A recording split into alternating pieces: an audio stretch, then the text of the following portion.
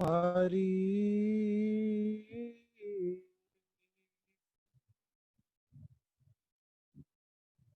जैसी मैं आवे खसम की बाणी, तैसड़ा करी ज्ञान वे लालो। हाँ आपो बोल न जानदा, मैं कहया सब हुक्माओ जियो।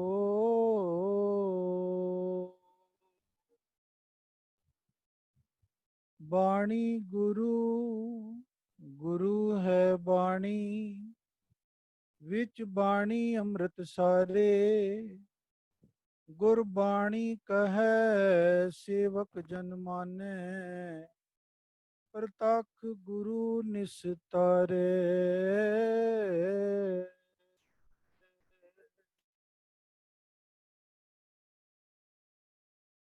मूक उचरे शास्त्र खट, पिंग गिरण चढ़ जाए। अंध लखै बदरो सुने, जो काल कृपा कराए।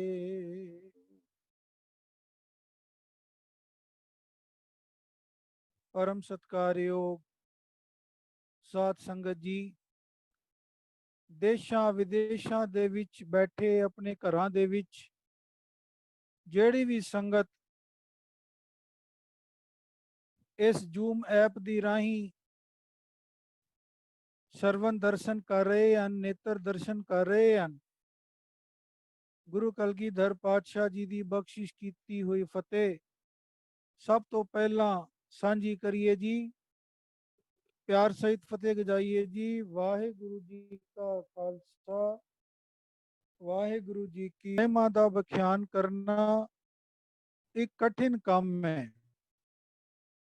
ਇਨਸਾਨ ਦੇ ਵੱਸ ਦੀ ਗੱਲ ਨਹੀਂ ਕਿ ਇਸ ਅਗਾਧ ਬੋਧ ਬਾਣੀ ਦੀ ਮਹਿਮਾ ਦਾ ਵਿਖਿਆਨ ਕਰ ਸਕੇ।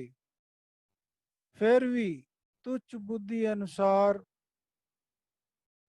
ਜਿੰਨੀ ਕੁ ਮਹਾਰਾਜ ਨੇ ਸਮਰਥਾ ਬਖਸ਼ੀ ਹੈ, ਮਹਾਰਾਜ ਕਿਰਪਾ ਕਰਨ, ਸਿਰ ਤੇ ਹੱਥ ਰੱਖ ਕੇ ਆਪ ਸੇਵਾ ਲੈਣ। ਇਨਸਾਨ ਦਾ ਆਪਣਾ ਕੋਈ ਬਲ, ਕੋਈ ਜ਼ੋਰ ਨਹੀਂ ਹੈ। ਇਹ ਸੇਵਾ ਪਰਮਾਤਮਾ ਆਪਣੇ ਕੰਮਾਂ ਕਾਰਜਾਂ ਦੀ ਆਪ ਹੀ ਲੈਂਦੇ ਹਨ। ਸੋ ਜਿੱਥੇ ਜਿੱਥੇ ਵੀ ਸਰਬਤ ਸਾਧ ਸੰਗਤ ਆਪ ਬੈਠੇ ਹੋ, ਦਾਸ ਦੇ ਸਿਰ ਤੇ ਮਿਹਰ ਦਾ ਭਰਿਆ ਹੱਥ ਰੱਖੋ ਤਾਂ ਜੇ ਦਾਸ ਸੋਹਣੇ ਤੇ ਸੁਚੱਜੇ ਢੰਗ ਨਾਲ ਗੁਰੂ ਗ੍ਰੰਥ ਸਾਹਿਬ ਜੀ ਦੀ ਸੰਪੂਰਨਤਾ ਦਿਵਸ, ਜਿਹੜਾ ਕਿ ਕੱਲ 29 ਤਾਰੀਖ ਨੂੰ ਸੀ, ਉਸੇ ਆਧਾਰ ਤੇ ਇਹਦੇ ਨਾਲੋਂ ਜੁੜੇ ਹੋਏ ਪ੍ਰਸੰਗ, ਸਾਖੀਆਂ ਤੇ ਇਤਿਹਾਸ ਆਪ ਜੀ ਦੇ ਸਮਕਸ਼ ਰੱਖਿਆ ਜਾ ਸਕੇ। ਐਸੀ ਮਿਹਰ ਕਰੋ, ਕਿਰਪਾ ਕਰੋ। ਗੁਰੂ ਮਹਾਰਾਜ ਜੀ ਦਾ ਓਟ ਤੇ ਆਸਰਾ ਲੈ ਕੇ ਪ੍ਰਾਰੰਭ ਕਰਨ ਜਾ ਰਹੇ ਹਾਂ। ਗੁਰੂ ਕਲਗੀਧਰ ਪਾਤਸ਼ਾਹ ਜੀ ਨੇ ਦਮਦਮਾ ਸਾਹਿਬ ਵਿਖੇ ਭਾਈ ਮਨੀ ਸਿੰਘ ਜੀ ਪਾਸੋਂ ਇਸ ਗੁਰੂ ਗ੍ਰੰਥ ਸਾਹਿਬ ਜੀ ਦੀ ਸੰਪੂਰਨਤਾ ਕਰਾਈ। ਇਹਦੀ ਲੋੜ ਕਿਉਂ ਪਈ? ਕਿਉਂਕਿ ਇਸ ਤੋਂ ਪਹਿਲਾਂ ਗੁਰੂ ਅਰਜਨ ਦੇਵ ਜੀ ਮਹਾਰਾਜ ਜੀ ਨੇ ਸਨ 1604 ਕਿ ਇਸ ਤੋਂ ਪਹਿਲਾਂ ਗੁਰੂ ਅਰਜਨ ਦੇਵ ਜੀ ਮਹਾਰਾਜ ਜੀ ਨੇ ਸਨ 1604 ਈਸਵੀ ਦੇ ਵਿੱਚ ਪੋਥੀ ਸਾਹਿਬ ਬਣਾ ਕੇ, ਗ੍ਰੰਥ ਸਾਹਿਬ ਬਣਾ ਕੇ ਪਹਿਲਾਂ ਪ੍ਰਕਾਸ਼ ਕੀਤਾ ਸੀ ਹਰਮੰਦਰ ਸਾਹਿਬ ਵਿਖੇ। ਬਾਬਾ ਬੁੱਢਾ ਜੀ ਨੂੰ ਮੁੱਖ ਗ੍ਰੰਥੀ ਥਾਪਿਆ। ਭਾਈ ਗੁਰਦਾਸ ਜੀ ਪਾਸੋਂ ਗੁਰੂ ਅਰਜਨ ਦੇਵ ਜੀ ਮਹਾਰਾਜ ਜੀ ਨੇ ਇਹ ਬਾਣੀ ਆਪਣੀ ਦੇਖ ਰੇਖ ਵਿੱਚ ਲਿਖਵਾਈ। ਆਪਣੇ ਤੋਂ ਪਹਿਲਾਂ ਗੁਰੂ ਸਾਹਿਬਾਨਾਂ ਦੀ ਬਾਣੀ, ਚਾਰ ਗੁਰੂ ਸਾਹਿਬਾਨਾਂ ਦੀ ਬਾਣੀ ਪਲੱਸ ਆਪਣੀ ਬਾਣੀ, ਇਹਦੇ ਵਿੱਚ 15 ਭਗਤਾਂ ਦੀ ਬਾਣੀ, 11 ਭੱਟਾਂ ਦੀ ਬਾਣੀ, 4 ਗੁਰੂ ਕੇ ਸੇਵਕਾਂ ਦੀ ਬਾਣੀ ਦਰਜ ਕੀਤੀ। ਤੇ ਇਸ ਪੋਥੀ ਸਾਹਿਬ ਦੀ ਸੰਪਾਦਨਾ ਦੀ ਸੇਵਾ ਗੁਰੂ ਅਰਜਨ ਦੇਵ ਜੀ ਮਹਾਰਾਜ ਜੀ ਨੇ ਰਾਮਸਰ ਸਾਹਿਬ ਵਿਖੇ ਕਰਵਾਈ।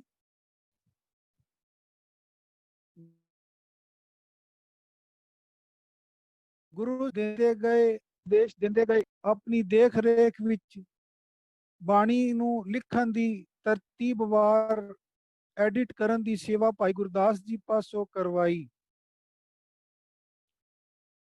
भाई गुरदास जी ने गुरु की बाणी नू बाणी दे शब्दां नू छंदां नू शुलेकां नू अष्टपदियां नू वारां नू रागां दे अनुसार ढाल के बड़े तरतीब दे नाल बड़े सिस्टमैटिक वे दे नाल बाणी नू रागां दे अनुसार ढालिया ते उस नू अंकित किया। गुरु अर्जन देव जी महाराज अपनी देख रेख विच अपनी निगरानी दे विच ये सारी सेवा करवाते गए। ये सेवा हर साहब विखे हुई जिहड़ा कि हरमंदर साहब तो कुछ दूरी ते अस्थान बनिया होया।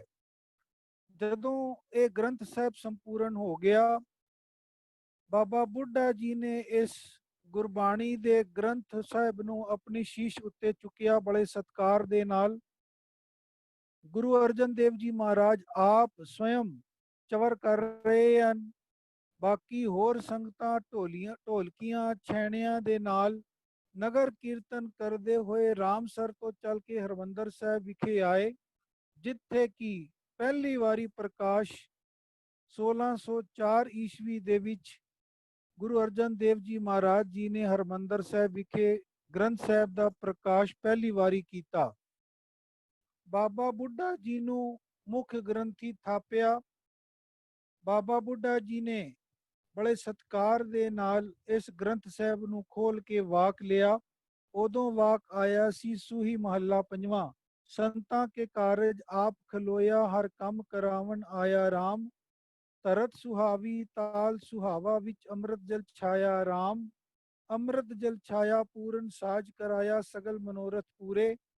जय जयकार भया जग अंतर लाथे सगल विसूरे। पूरन पुरख अच्युत अबनासी जस वेद पुरानी गाया। अपना बिरद रखिया परमेश्वर नानक नाम ध्याया। उदों पहली वारी जदों प्रकाश कीता सी हरमंदर साहिब विखे गुरु ग्रंथ साहिब जी दा तां ये हुक्मनामा आया सी। इस तो बाद गुरु अर्जन देव जी महाराज जी ने अपना सिंघासन नीवा कर लिया ते बाणी नू उच्च स्थान दे के उहदा मर्यादा ते सत्कार कायम रखिया। ਇਹ ਗੁਰਪੁਰਬ ਅਸੀਂ ਮਨਾਉਂਦੇ ਆ ਗੁਰੂ ਗ੍ਰੰਥ ਸਾਹਿਬ ਜੀ ਦਾ ਪਹਿਲਾ ਪ੍ਰਕਾਸ਼ ਹਰਮੰਦਰ ਸਾਹਿਬ ਵਿਖੇ। ਇਹ ਗ੍ਰੰਥ ਸਾਹਿਬ ਮੌਜੂਦ ਸੀ 33 ਸੀ। ਧੀਰਮਲ ਕੌਣ ਸੀ? ਦੇਖੋ, ਇਸ ਰਿਸ਼ਤੇਦਾਰੀ ਨੂੰ ਪਿਛੋਕੜ ਨੂੰ ਸਮਝਣ ਲਈ ਜਰਾ ਥੋੜਾ ਜਿਹਾ ਅਸੀਂ ਤੁਹਾਨੂੰ ਪਿੱਛੇ ਵਿਚਾਰ ਕਰਨਾ ਪਏਗਾ। 6ਵੇਂ ਗੁਰੂ ਨਾਨਕ ਗੁਰੂ ਹਰਗੋਬਿੰਦ ਸਾਹਿਬ ਜੀ ਦੇ ਗ੍ਰਹਿ 6 ਸੰਤਾਨਾਂ ਹੋਈਆਂ ਤੇ ਮੈਂ ਬੇਨਤੀ ਕਰਾਂ ਗੁਰੂ ਹਰਗੋਬਿੰਦ ਸਾਹਿਬ ਜੀ ਸਾਰੇ ਗੁਰੂ ਸਾਹਿਬਾਨਾਂ ਦੇ ਵਿੱਚੋਂ ਸਭ ਤੋਂ ਜ਼ਿਆਦਾ ਸੰਤਾਨਾਂ ਗੁਰੂ ਹਰਗੋਬਿੰਦ ਸਾਹਿਬ ਜੀ ਦੇ ਗ੍ਰਹਿ ਹੋਈਆਂ ਹਨ ਤੇ ਸਭ ਤੋਂ ਜ਼ਿਆਦਾ ਸਮੇਂ ਤੱਕ ਗੱਦੀ ਤੇ ਵੀ ਗੁਰੂ ਹਰਗੋਬਿੰਦ ਸਾਹਿਬ ਜੀ ਹੀ ਬੈਠੇ ਹਨ। ਗੁਰੂ ਹਰਗੋਬਿੰਦ ਸਾਹਿਬ ਜੀ ਦੇ ਗ੍ਰਹਿ 6 ਸੰਤਾਨਾਂ ਹੋਈਆਂ। ਸਭ ਤੋਂ ਵੱਡੇ ਪੁੱਤਰ ਹਨ ਬਾਬਾ ਗੁਰਦਿੱਤਾ ਜੀ, ਫਿਰ ਹਨ ਬੀਬੀ ਵੀਰੋ ਜੀ, ਫਿਰ ਹਨ ਸੂਰਜਮਲ ਜੀ, ਫਿਰ ਹਨ ਅਣੀ ਰਾਏ ਜੀ, ਫਿਰ ਹਨ ਅਟਲ ਰਾਏ ਜੀ ਤੇ ਫਿਰ ਹਨ ਗੁਰੂ ਤੇਗ ਬਹਾਦਰ ਜੀ। ਇਹ 6 ਸੰਤਾਨਾਂ ਗੁਰੂ ਹਰਗੋਬਿੰਦ ਸਾਹਿਬ ਜੀ ਦੇ ਗ੍ਰਹਿ ਹੋਈਆਂ ਤੇ ਸਨ 1606 ਈਸਵੀ ਤੋਂ ਲੈ ਕੇ 1644 ਈਸਵੀ ਤੱਕ ਲਗਭਗ 38 ਸਾਲ ਤੇ ਕੁਝ ਮਹੀਨੇ ਗੁਰਿਆਈ ਦੀ ਗੱਦੀ ਤੇ ਬੈਠੇ ਹਨ ਗੁਰੂ ਹਰਗੋਬਿੰਦ ਸਾਹਿਬ ਜੀ ਮਹਾਰਾਜ ਤੇ 4 ਵੱਡੀਆਂ ਜੰਗਾਂ ਲੜੀਆਂ ਹਨ। ਚਾਰੋਂ ਦੇ ਵਿੱਚ ਵਿਜੇ ਸ਼੍ਰੀ ਪ੍ਰਾਪਤ ਕੀਤੀ ਹੈ ਤੇ ਜਿਹੜੇ ਜ਼ੁਲਮੀ ਸਨ, ਅਤਿਆਚਾਰੀ ਸਨ, ਅਨਿਆਈ ਸਨ, ਗੁਰੂ ਸਾਹਿਬ ਨੇ ਉਹਨਾਂ ਦੇ ਜ਼ੁਲਮੋ ਸਿਤਮ ਤੋਂ ਸਾਰੀ ਸੰਗਤ ਨੂੰ ਪ੍ਰਜਾ ਨੂੰ ਨਿਜਾਤ ਦਿਵਾਈ। ਬਾਬਾ ਗੁਰਦਿੱਤਾ ਜੀ ਜਿਹੜੇ ਕਿ ਗੁਰੂ ਹਰਗੋਬਿੰਦ ਸਾਹਿਬ ਜੀ ਦੇ ਸਭ ਤੋਂ ਵੱਡੇ ਸੁਪੁੱਤਰ ਸਨ, ਇਹਨਾਂ ਦੇ ਘਰ 2 ਸੰਤਾਨਾਂ ਹੋਈਆਂ। ਵੱਡੇ ਪੁੱਤਰ ਸਨ ਧੀਰਮਲ ਜੀ ਤੇ ਛੋਟੇ ਸਨ ਗੁਰੂ ਹਰਰਾਏ ਸਾਹਿਬ ਜੀ। ਧੀਰਮਲ ਜੀ ਗੁਰੂ ਹਰਰਾਏ ਸਾਹਿਬ ਜੀ ਦੇ ਵੱਡੇ ਭਰਾਤਾ ਜੀ ਸਨ ਤੇ ਗੁਰੂ ਤੇਗ ਬਹਾਦਰ ਦੇ ਵੱਡੇ ਭਰਾਤਾ ਜੀ ਸਨ ਤੇ ਗੁਰੂ ਤੇਗ ਬਹਾਦਰ ਜੀ ਦੇ ਭਤੀਜੇ ਲੱਗਦੇ ਸਨ ਰਿਸ਼ਤੇ ਦੇ ਵਿੱਚ। ਤੇ ਇਹ ਜਿਹੜੀ ਆਦ ਗ੍ਰੰਥ ਸਾਹਿਬ ਸੀ ਗੁਰੂ ਅਰਜਨ ਦੇਵ ਜੀ ਵਾਲਾ ਲਿਖਿਤ, ਉਹ ਧੀਰਮਲ ਦੇ ਕੋਲ ਸੀ। ਤੇ ਧੀਰਮਲ ਕੀ ਕਰਦਾ ਸੀ ਕਿ ਆਪਣੇ ਆਪ ਨੂੰ ਗੁਰੂ ਅਖਵਾਉਂਦਾ ਸੀ। ਤੇ ਇਹ ਚੂੰਕਿ ਗ੍ਰੰਥ ਸਾਹਿਬ ਉਹਦੇ ਪਾਸ ਸੀ ਤੇ ਆਪਣੇ ਆਪ ਨੂੰ ਗੁਰੂ ਅਖਵਾਉਂਦਾ ਸੀ ਤੇ ਲੋਕਾਂ ਨੂੰ, ਸੰਗਤਾਂ ਨੂੰ, ਦੂਰੋਂ ਦੂਰ ਆਉਣ ਵਾਲੀਆਂ ਸੰਗਤਾਂ ਨੂੰ ਪ੍ਰਭਾਵਿਤ ਕਰਕੇ ਉਹਨਾਂ ਦੀਆਂ ਭੇਟਾਵਾਂ ਆਪ ਰੱਖ ਲੈਂਦੇ ਸਨ। ਉਹਨਾਂ ਦੀ ਜਿਹੜਾ ਚੜਾਵਾ ਚੜ੍ਹਤ ਹੁੰਦੀ ਸੀ ਉਹ ਆਪ ਲੈ ਲੈਂਦਾ ਸੀ ਧੀਰਮਲ। ਤੇ ਲੋਕਾਂ ਨੂੰ, ਸੰਗਤਾਂ ਨੂੰ ਇਹ ਪ੍ਰਚਾਰਿਤ ਕਰਦਾ ਸੀ ਕਿ ਗੁਰੂ ਮੈਂ ਹੀ ਹਾਂ, ਦੇਖੋ ਬੀੜ ਵੀ ਮੇਰੇ ਕੋਲ ਹੀ ਹੈ। ਭੋਲੀਆਂ ਭਾਲੀਆਂ ਸੰਗਤਾਂ ਜਿਹੜੀਆਂ ਦੂਰੋਂ ਆਉਂਦੀਆਂ ਸਨ, ਉਹਨਾਂ ਨੂੰ ਪਤਾ ਨਹੀਂ ਸੀ ਹੁੰਦਾ, ਗਿਆਨ ਨਹੀਂ ਸੀ ਹੁੰਦਾ, ਤਾਂ ਧੀਰਮਲ ਨੂੰ ਹੀ ਗੁਰੂ ਸਮਝ ਕੇ ਇਹਨਾਂ ਨੂੰ ਹੀ ਭੇਟਾਵਾਂ ਅਰਪਣ ਕਰ ਦਿੰਦੀਆਂ ਸਨ। ਇਹ ਜਿਹੜਾ ਧੀਰਮਲ ਦੇ ਪਾਸ ਇਹ ਗ੍ਰੰਥ ਸਾਹਿਬ ਸੀ। ਜਦੋਂ ਗੁਰੂ ਹਰਕ੍ਰਿਸ਼ਨ ਸਾਹਿਬ ਜੀ ਮਹਾਰਾਜ ਦਿੱਲੀ ਬਾਲਾ ਸਾਹਿਬ ਵਿਖੇ ਪਰਲੋਕ ਗਮਨ ਕਰ ਗਏ, ਉਸ ਤੋਂ ਪਹਿਲੇ ਸਿੰਘਾਂ ਦੇ ਪੁੱਛਣ ਤੇ ਉਹਨਾਂ ਨੇ ਕਹਿ ਦਿੱਤਾ ਸੀ ਕਿ ਅਗਲੇ ਗੁਰੂ ਕੌਣ ਹੋਣਗੇ?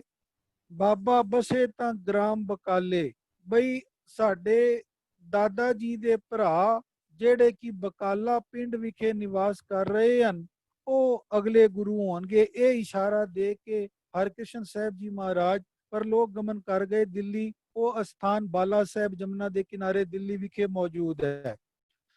ਤੇ ਇਧਰ ਜਦੋਂ ਕਈਆਂ ਨੂੰ ਪਤਾ ਲੱਗਾ ਕਿ ਬਈ ਗੁਰੂ ਸਾਹਿਬ ਬਾਬਾ ਬਕਾਲੇ ਬਚਨ ਕਰ ਗਏ ਹਨ, ਤੇ ਉਹ ਸਾਰੇ ਜਿਹੜੇ ਨਕਲੀ ਗੁਰੂ ਸਨ ਨਾ, ਉਹ ਬਾਬਾ ਬਕਾਲੇ ਪਹੁੰਚ ਗਏ ਤੇ ਆਪਣੀਆਂ ਆਪਣੀਆਂ ਗੱਦੀਆਂ ਲਗਾ ਕੇ ਆਪਣੇ ਆਪ ਨੂੰ ਗੁਰੂ ਅਖਵਾਉਣ ਲੱਗ ਪਏ। ਤੇ ਹੁਣ ਇਧਰ ਦੂਜੇ ਪਾਸੇ ਗੁਰੂ ਘਰ ਦਾ ਆਨੰਦ ਪ੍ਰੇਮੀ, ਜਿੱਦਾਂ ਨਾਂ ਇਤਿਹਾਸ ਵਿੱਚ ਮੱਖਣ ਸ਼ਾਹ ਲੁਬਾਣਾ ਕਰਕੇ ਆਇਆ, ਉਹਦਾ ਜਹਾਜ਼ ਡੁੱਬਦਾ ਸੀ। ਉਸ ਨੇ ਪਰਮਾਤਮਾ ਅੱਗੇ ਅਰਦਾਸ ਕੀਤੀ ਕਿ ਜੇ ਮੇਰਾ ਇਹ ਜਹਾਜ਼ ਡੁੱਬਣੋਂ ਬਚ ਜਾਵੇ, ਬੰਨੇ ਲੱਗ ਜਾਏ, ਕਿਨਾਰੇ ਲੱਗ ਜਾਏ, ਤੇ ਮੈਂ ਗੁਰੂ ਘਰ ਨੂੰ 500 ਮੋਹਰ ਭੇਟ ਕਰਾਂਗਾ। ਗੁਰੂ ਮਹਾਰਾਜ ਨੇ ਉਹਦੀ ਪੁਕਾਰ ਸੁਣੀ ਤੇ ਉਹਦਾ ਜਹਾਜ਼ ਬੰਨੇ ਲੱਗ ਗਿਆ ਸੁਰੱਖਿਤ। ਉਹ ਹੁਣ ਗੁਰੂ ਘਰ ਨੂੰ ਭੇਟਾ ਦੇਣ ਵਾਸਤੇ ਆਇਆ।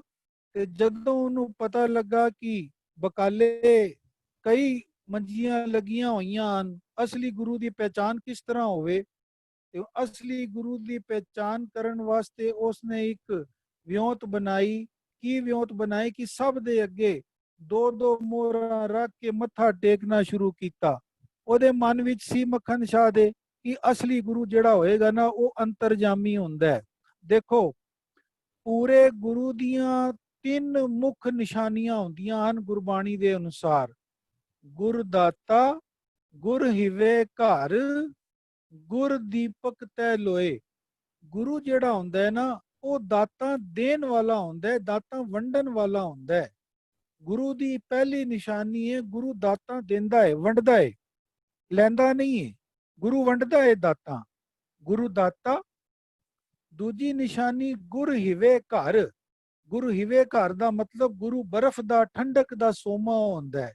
ਜੇ ਪਾਸ ਜਾ ਕੇ ਬੈਠੀਏ ਨਾ ਐਸੇ ਪੂਰੇ ਸਤਿਗੁਰੂ ਜੀ ਦੇ ਪਾਸ, ਤੇ ਮਨ ਨੂੰ ਠੰਡਕ ਮਿਲਦੀ ਹੈ, ਕਿਉਂਕਿ ਉਹਨਾਂ ਦੇ ਸਰੀਰ ਵਿੱਚੋਂ ਐਸੀਆਂ ਸੂਖਸ਼ਮ ਰੂਪ ਵਿੱਚ ਤਰੰਗਾਂ ਨਿਕਲਦੀਆਂ ਹਨ, ਰੇਡੀਏਸ਼ਨਸ ਨਿਕਲਦੇ ਹਨ, ਜਿਹਦੇ ਨਾਲ ਸੰਪਰਕ ਵਿੱਚ ਆਉਣ ਵਾਲੇ ਦੇ ਬਦੋ ਬਦੀ ਹੀ ਮਨ ਨੂੰ ਠੰਡਕ ਮਿਲਦੀ ਹੈ, ਸ਼ਾਂਤੀ ਮਿਲਦੀ ਹੈ, ਸਕੂਨ ਮਿਲਦਾ ਹੈ। ਤੇ ਦੂਜੀ ਨਿਸ਼ਾਨੀ ਗੁਰੂ ਬਰਫ਼ ਦਾ, ਠੰਡਕ ਦਾ ਸੋਮਾ ਹੁੰਦਾ ਹੈ। ਠੰਡਕ ਮਹਿਸੂਸ ਹੁੰਦੀ ਹੈ, ਸ਼ਾਂਤੀ ਮਾਲੂਮ ਪੈਂਦੀ ਹੈ ਐਸੇ ਗੁਰੂ ਦੇ ਪਾਸ ਜਾ ਕੇ ਬੈਠੀਏ ਤੇ। ਤੀਜੀ ਨਿਸ਼ਾਨੀ ਹੈ ਗੁਰ ਦੀਪਕ ਤੈ ਲੋਏ। ਗੁਰੂ ਤਿੰਨਾਂ ਭਵਨਾਂ ਦੀ ਸੋਝੀ ਰੱਖਣ ਵਾਲਾ ਹੁੰਦਾ ਹੈ, ਤ੍ਰਿਕਾਲਦਰਸ਼ੀ ਹੁੰਦਾ ਹੈ। ਪਿੱਛੇ ਭੂਤ ਕਾਲ ਵਿੱਚ ਕੀ ਵਰਤ ਗਿਆ, ਹੁਣ ਵਰਤਮਾਨ ਵਿੱਚ ਕੀ ਸਮਾਂ ਚੱਲ ਰਿਹਾ ਹੈ, ਤੇ ਆਉਣ ਵਾਲਾ ਭਵਿੱਖ ਦਾ ਸਮਾਂ ਕੈਸਾ ਹੈ, ਇਹ ਤਿੰਨਾਂ ਭਵਨਾਂ ਦੀ ਸੋਝੀ ਰੱਖਣ ਵਾਲਾ ਗੁਰੂ ਹੁੰਦਾ ਹੈ। ਗੁਰ ਦਾਤਾ, ਗੁਰ ਹਿਵੇ ਘਰ, ਗੁਰ ਦੀਪਕ ਤੈ ਲੋਏ। ਤੇ ਇਹੀ ਸੋਚ ਕੇ ਕਿ ਇਹਨੇ ਮੱਖਣ ਸ਼ਾਹ ਲੁਬਾਣੇ ਨੇ ਸੋਚਿਆ ਕਿ ਜਿਹੜਾ ਗੁਰੂ ਅੰਤਰਜਾਮੀ ਹੈ, ਆਪਣੀ ਭੇਟਾ ਆਪੇ ਮੰਗ ਲੈਣ ਦੇ। उसने दो दो मोहरा सब दे अगे रख के मत्था टेकना शुरू किया। किसी ने आशीर्वाद दिता, किसी ने सिरों पा दिता, किसी ने शुभ आशीषा दित्तियां, लेकिन अपनी 500 मोहर की भेटा किसी नहीं मंगी। निराश हो गया मक्खन शाह कि इन्हां विचों कोई भी सच्चा गुरु नहीं है, सारे ही नकली बने पे हैं, बनावटी हैं। और पुछगिछ की, किसी ने दसिया कि भौरे विच महापुरुष बैठते हैं, वो ना ज्यादा बाहर निकलते हैं ते ना किसी नाल मिलते जुलते हैं। उन्हां दे भी मन विच आया कि चलो दर्शन कर लईए बई। जदों दर्शन करन गया, दो मोहरा रख के ना मत्था टेकिया, मन ਨੂੰ ठंडक मिली। उन्हां दे दर्शन करदियां सार ही ना मन शांत हो गया, शांत हो गया। दो मोहरा रख के पलट चलिया ते इधर गुरु साहब जेड़े बैठे सन, उन्होंने आख्या, ओए मक्खन शाह, जदों तेरा जहाज डुबदा सी उदों ते तू 500 मोहर देन दा वादा कीता सी, ते हुण दो मोहरा रख के पलट चले हैं। आ वेख, गुरु साहब ने चोला हटा के अपना मोढा दिखाया, आ वेख तेरा जहाज बनने लांदियां सानू चोटां भी लग गईयां, सट्टां भी लग गईयां, ये खरोचां पईयां, देख। ਜਦੋਂ ਗੁਰੂ ਸਾਹਿਬ ਨੇ ਇਹ ਵਚਨ ਆਖੇ ਤੇ ਝਰੀਟਾਂ ਦਿਖਾਈਆਂ, ਮੋਢੇ ਦੀਆਂ ਚੋਟਾਂ ਦਿਖਾਈਆਂ, ਤੇ ਫਿਰ ਸ਼ੱਕ ਦੀ ਕੋਈ ਗੁੰਜਾਇਸ਼ ਨਹੀਂ ਰਹੀ। ਮੱਖਣ ਸ਼ਾਹ ਸਮਝ ਗਿਆ ਕਿ ਇਹ ਹੀ ਸੱਚੇ ਗੁਰੂ ਹਨ, ਇਹ ਹੀ ਅਸਲੀ ਗੁਰੂ ਹਨ, ਨਿਰੰਕਾਰੀ ਜੋਤ ਇਹੋ ਹੀ ਹਨ। ਉਸਨੇ ਕੋਠੇ ਤੇ ਚੜ ਕੇ ਨਾ ਉੱਚਾ ਉੱਚਾ ਬੋਲਣਾ ਸ਼ੁਰੂ ਕਰ ਦਿੱਤਾ, ਗੁਰੂ ਲਾਧੋ ਰੇ, ਗੁਰੂ ਲਾਧੋ ਰੇ, ਕੋਠੇ ਚੜ ਕੇ ਪੱਲੂ ਫੇਰੇ, ਸੁਨੋ ਭਗਤ ਜਨ ਸਾਧੋ ਰੇ, ਗੁਰੂ ਲਾਧੋ ਰੇ, ਗੁਰੂ ਲਾਧੋ ਰੇ। ਇਸ ਪ੍ਰਕਾਰ ਸਾਰੇ ਸੰਗਤਾਂ ਨੂੰ, ਸਾਰੇ ਸ਼ਹਿਰ ਵਾਸੀਆਂ ਨੂੰ ਪਤਾ ਲੱਗ ਗਿਆ ਕਿ ਬਾਹਰ ਜਿਹੜੇ ਮੰਜੀਆਂ ਲਗਾ ਕੇ ਬੈਠੇ ਹਨ ਉਹ ਨਕਲੀ ਹਨ, ਅਸਲੀ ਗੁਰੂ ਜਿਹੜੇ ਹਨ ਉਹ ਇਹ ਗੁਰੂ ਤੇਗ ਬਹਾਦਰ ਸਾਹਿਬ ਹੀ ਹਨ। ਇਸ ਪ੍ਰਕਾਰ ਗੁਰੂ ਪ੍ਰਗਟ ਹੋ ਗਏ। ਜਦੋਂ ਇਸ ਗੱਲ ਦਾ ਪਤਾ ਧੀਰਮਲ ਨੂੰ ਲੱਗਾ, ਇਹ ਰਿਸ਼ਤੇ ਵਿੱਚ ਗੁਰੂ ਤੇਗ ਬਹਾਦਰ ਜੀ ਦਾ ਭਤੀਜਾ ਲੱਗਦਾ ਸੀ। ਗੁਰੂ ਤੇਗ ਬਹਾਦਰ ਜੀ ਦੇ ਸਭ ਤੋਂ ਵੱਡੇ ਭਰਾਤਾ ਬਾਬਾ ਗੁਰਦਿੱਤਾ ਜੀ ਦਾ ਵੱਡਾ ਪੁੱਤਰ ਸੀ ਧੀਰਮਲ। ਜਦੋਂ ਇਸ ਨੂੰ ਪਤਾ ਲੱਗਾ ਕਿ ਹੁਣ ਮੇਰੀ ਪੋਲ ਖੁੱਲ ਗਈ ਹੈ, ਹੁਣ ਮੇਰਾ ਪਾਜ ਖੁੱਲ ਗਿਆ ਹੈ, ਹੁਣ ਇਹ ਗੁਰੂ ਪ੍ਰਗਟ ਹੋ ਗਏ ਹਨ ਤੇ ਮੈਨੂੰ ਕੌਣ ਪੁੱਛੇਗਾ। ਜਦੋਂ ਇਸ ਨੇ ਇਹ ਦੇਖਿਆ ਤੇ ਉਸ ਨੇ ਨਾ ਗੁਰੂ ਸਾਹਿਬ ਉੱਤੇ ਸ਼ੀਏ ਮਸੰਦ ਨੂੰ ਕਹਿ ਕੇ ਗੋਲੀ ਚਲਵਾ ਦਿੱਤੀ। ਲੇਕਿਨ ਕਹਿੰਦੇ ਹਨ, ਜਿਸ ਦਾ ਸਾਹਿਬ ਡਾਡਾ ਹੋਵੇ ਤਿਸ ਨੂੰ ਮਾਰ ਨਾ ਸਕੇ ਕੋਈ, ਜਿਸ ਨੂੰ ਮਾਰ ਨਾ ਸਕੇ ਕੋਈ। परमात्मा ने आप अपना हाथ दे के गुरु साहब ਨੂੰ ਬਚਾਇਆ। ਉਹ ਗੋਲੀ ਗੁਰੂ ਸਾਹਿਬ ਨੂੰ ਛੂ ਵੀ ਨਾ ਸਕੀ ਤੇ ਮਿਸ ਫਾਇਰ ਹੋ ਗਿਆ। ਇਸ ਪ੍ਰਕਾਰ ਗੁਰੂ ਸਾਹਿਬ ਦਾ ਬਚਾਓ ਹੋ ਗਿਆ। ਜਦੋਂ ਇਸ ਗੱਲ ਦਾ ਪਤਾ ਮੱਖਣ ਸ਼ਾਹ ਨੂੰ ਲੱਗਾ ਨਾ, ਤੇ ਉਸ ਨੇ ਆਪਣੇ ਸਾਥੀਆਂ ਨਾਲ ਜਾ ਕੇ ਧੀਰਮਲ ਦਾ ਡੇਰਾ ਲੁੱਟ ਲਿਆ। ਜਿਹੜਾ ਵੀ ਸਮਾਨ ਸੀ ਸਾਰਾ, ਉਹ ਸਾਰਾ ਲੁੱਟ ਪੁੱਟ ਕੇ ਗੁਰੂ ਸਾਹਿਬ ਦੇ ਪਾਸ ਲੈ ਆਂਦਾ ਤੇ ਗੁਰੂ ਸਾਹਿਬ ਨੂੰ ਆਖਿਆ, ਦੇਖੋ ਇਸਨੇ ਤੁਹਾਡੇ ਤੇ ਗੋਲੀ ਚਲਵਾਈ ਹੈ, ਮੈਂ ਇਹਦਾ ਸਾਰਾ ਸਮਾਨ ਡੇਰਾ ਡੰਡਾ ਸਭ ਮੈਂ ਲੁੱਟ ਕੇ ਲੈ ਆਂਦਾ। ਤੇ ਇਸ ਤੋਂ ਬਾਅਦ ਗੁਰੂ ਸਾਹਿਬ ਨੇ ਆਖਿਆ, ਇਹ ਸਭ ਵਾਪਸ ਕਰ ਦਿਓ, ਸਾਡੇ ਕਿਸੇ ਕੰਮ ਦਾ ਨਹੀਂ। ਦੇਖੋ ਕਿੰਨੀ ਨਮਰਤਾ, ਜਿਸਨੇ ਉਹਦੇ ਤੇ ਗੁਰੂ ਸਾਹਿਬ ਉੱਤੇ ਗੋਲੀ ਚਲਵਾਈ, ਗੁਰੂ ਸਾਹਿਬ ਕਹਿੰਦੇ ਨੇ ਸਾਰਾ ਸਮਾਨ ਉਹਨੂੰ ਵਾਪਸ ਕਰ ਦਿਓ, ਸਾਨੂੰ ਇਸ ਦੀ ਲੋੜ ਨਹੀਂ ਹੈ। ਤੇ ਸਾਰਾ ਸਮਾਨ ਗੁਰੂ ਸਾਹਿਬ ਦੇ ਕਹਿਣੇ ਤੇ ਵਾਪਸ ਕਰ ਦਿੱਤਾ ਗਿਆ। ਇਸ ਤੋਂ ਬਾਅਦ ਗੁਰੂ ਸਾਹਿਬ ਅੱਗੋਂ ਬਾਬਾ ਬਕਾਲੇ ਤੋਂ ਕੀਰਤਪੁਰ ਸਾਹਿਬ ਚੱਲਣ ਦੀ ਤਿਆਰੀ ਕਰਦੇ ਪਏ ਹਨ। ਤੇ ਜਦੋਂ ਚੱਲਣ ਲੱਗੇ ਹਨ, ਚੱਲੇ ਹਨ ਤੇ ਅੱਧਾ ਰਸਤਾ ਪਹੁੰਚ ਗਏ ਹਨ, ਤੇ ਉਹਨਾਂ ਨੇ ਦੇਖਿਆ ਕਿ ਬਈ ਇਹ ਗ੍ਰੰਥ ਸਾਹਿਬ ਤੇ ਸਾਡੇ ਕੋਲ ਹੀ ਰਹਿ ਗਏ। ਤੇ ਗੁਰੂ ਸਾਹਿਬ ਨੇ ਆਖਿਆ ਕਿ ਬਈ ਮੈਂ ਤੇ ਤੁਹਾਨੂੰ ਕਿਹਾ ਸੀ ਵੀ ਸਾਰਾ ਸਮਾਨ ਧੀਰਮਲ ਦਾ ਵਾਪਸ ਕਰ ਦਿਓ, ਤੁਸੀਂ ਇਹ ਗ੍ਰੰਥ ਸਾਹਿਬ ਆਪਣੇ ਕੋਲ ਕਿਉਂ ਰੱਖਿਆ।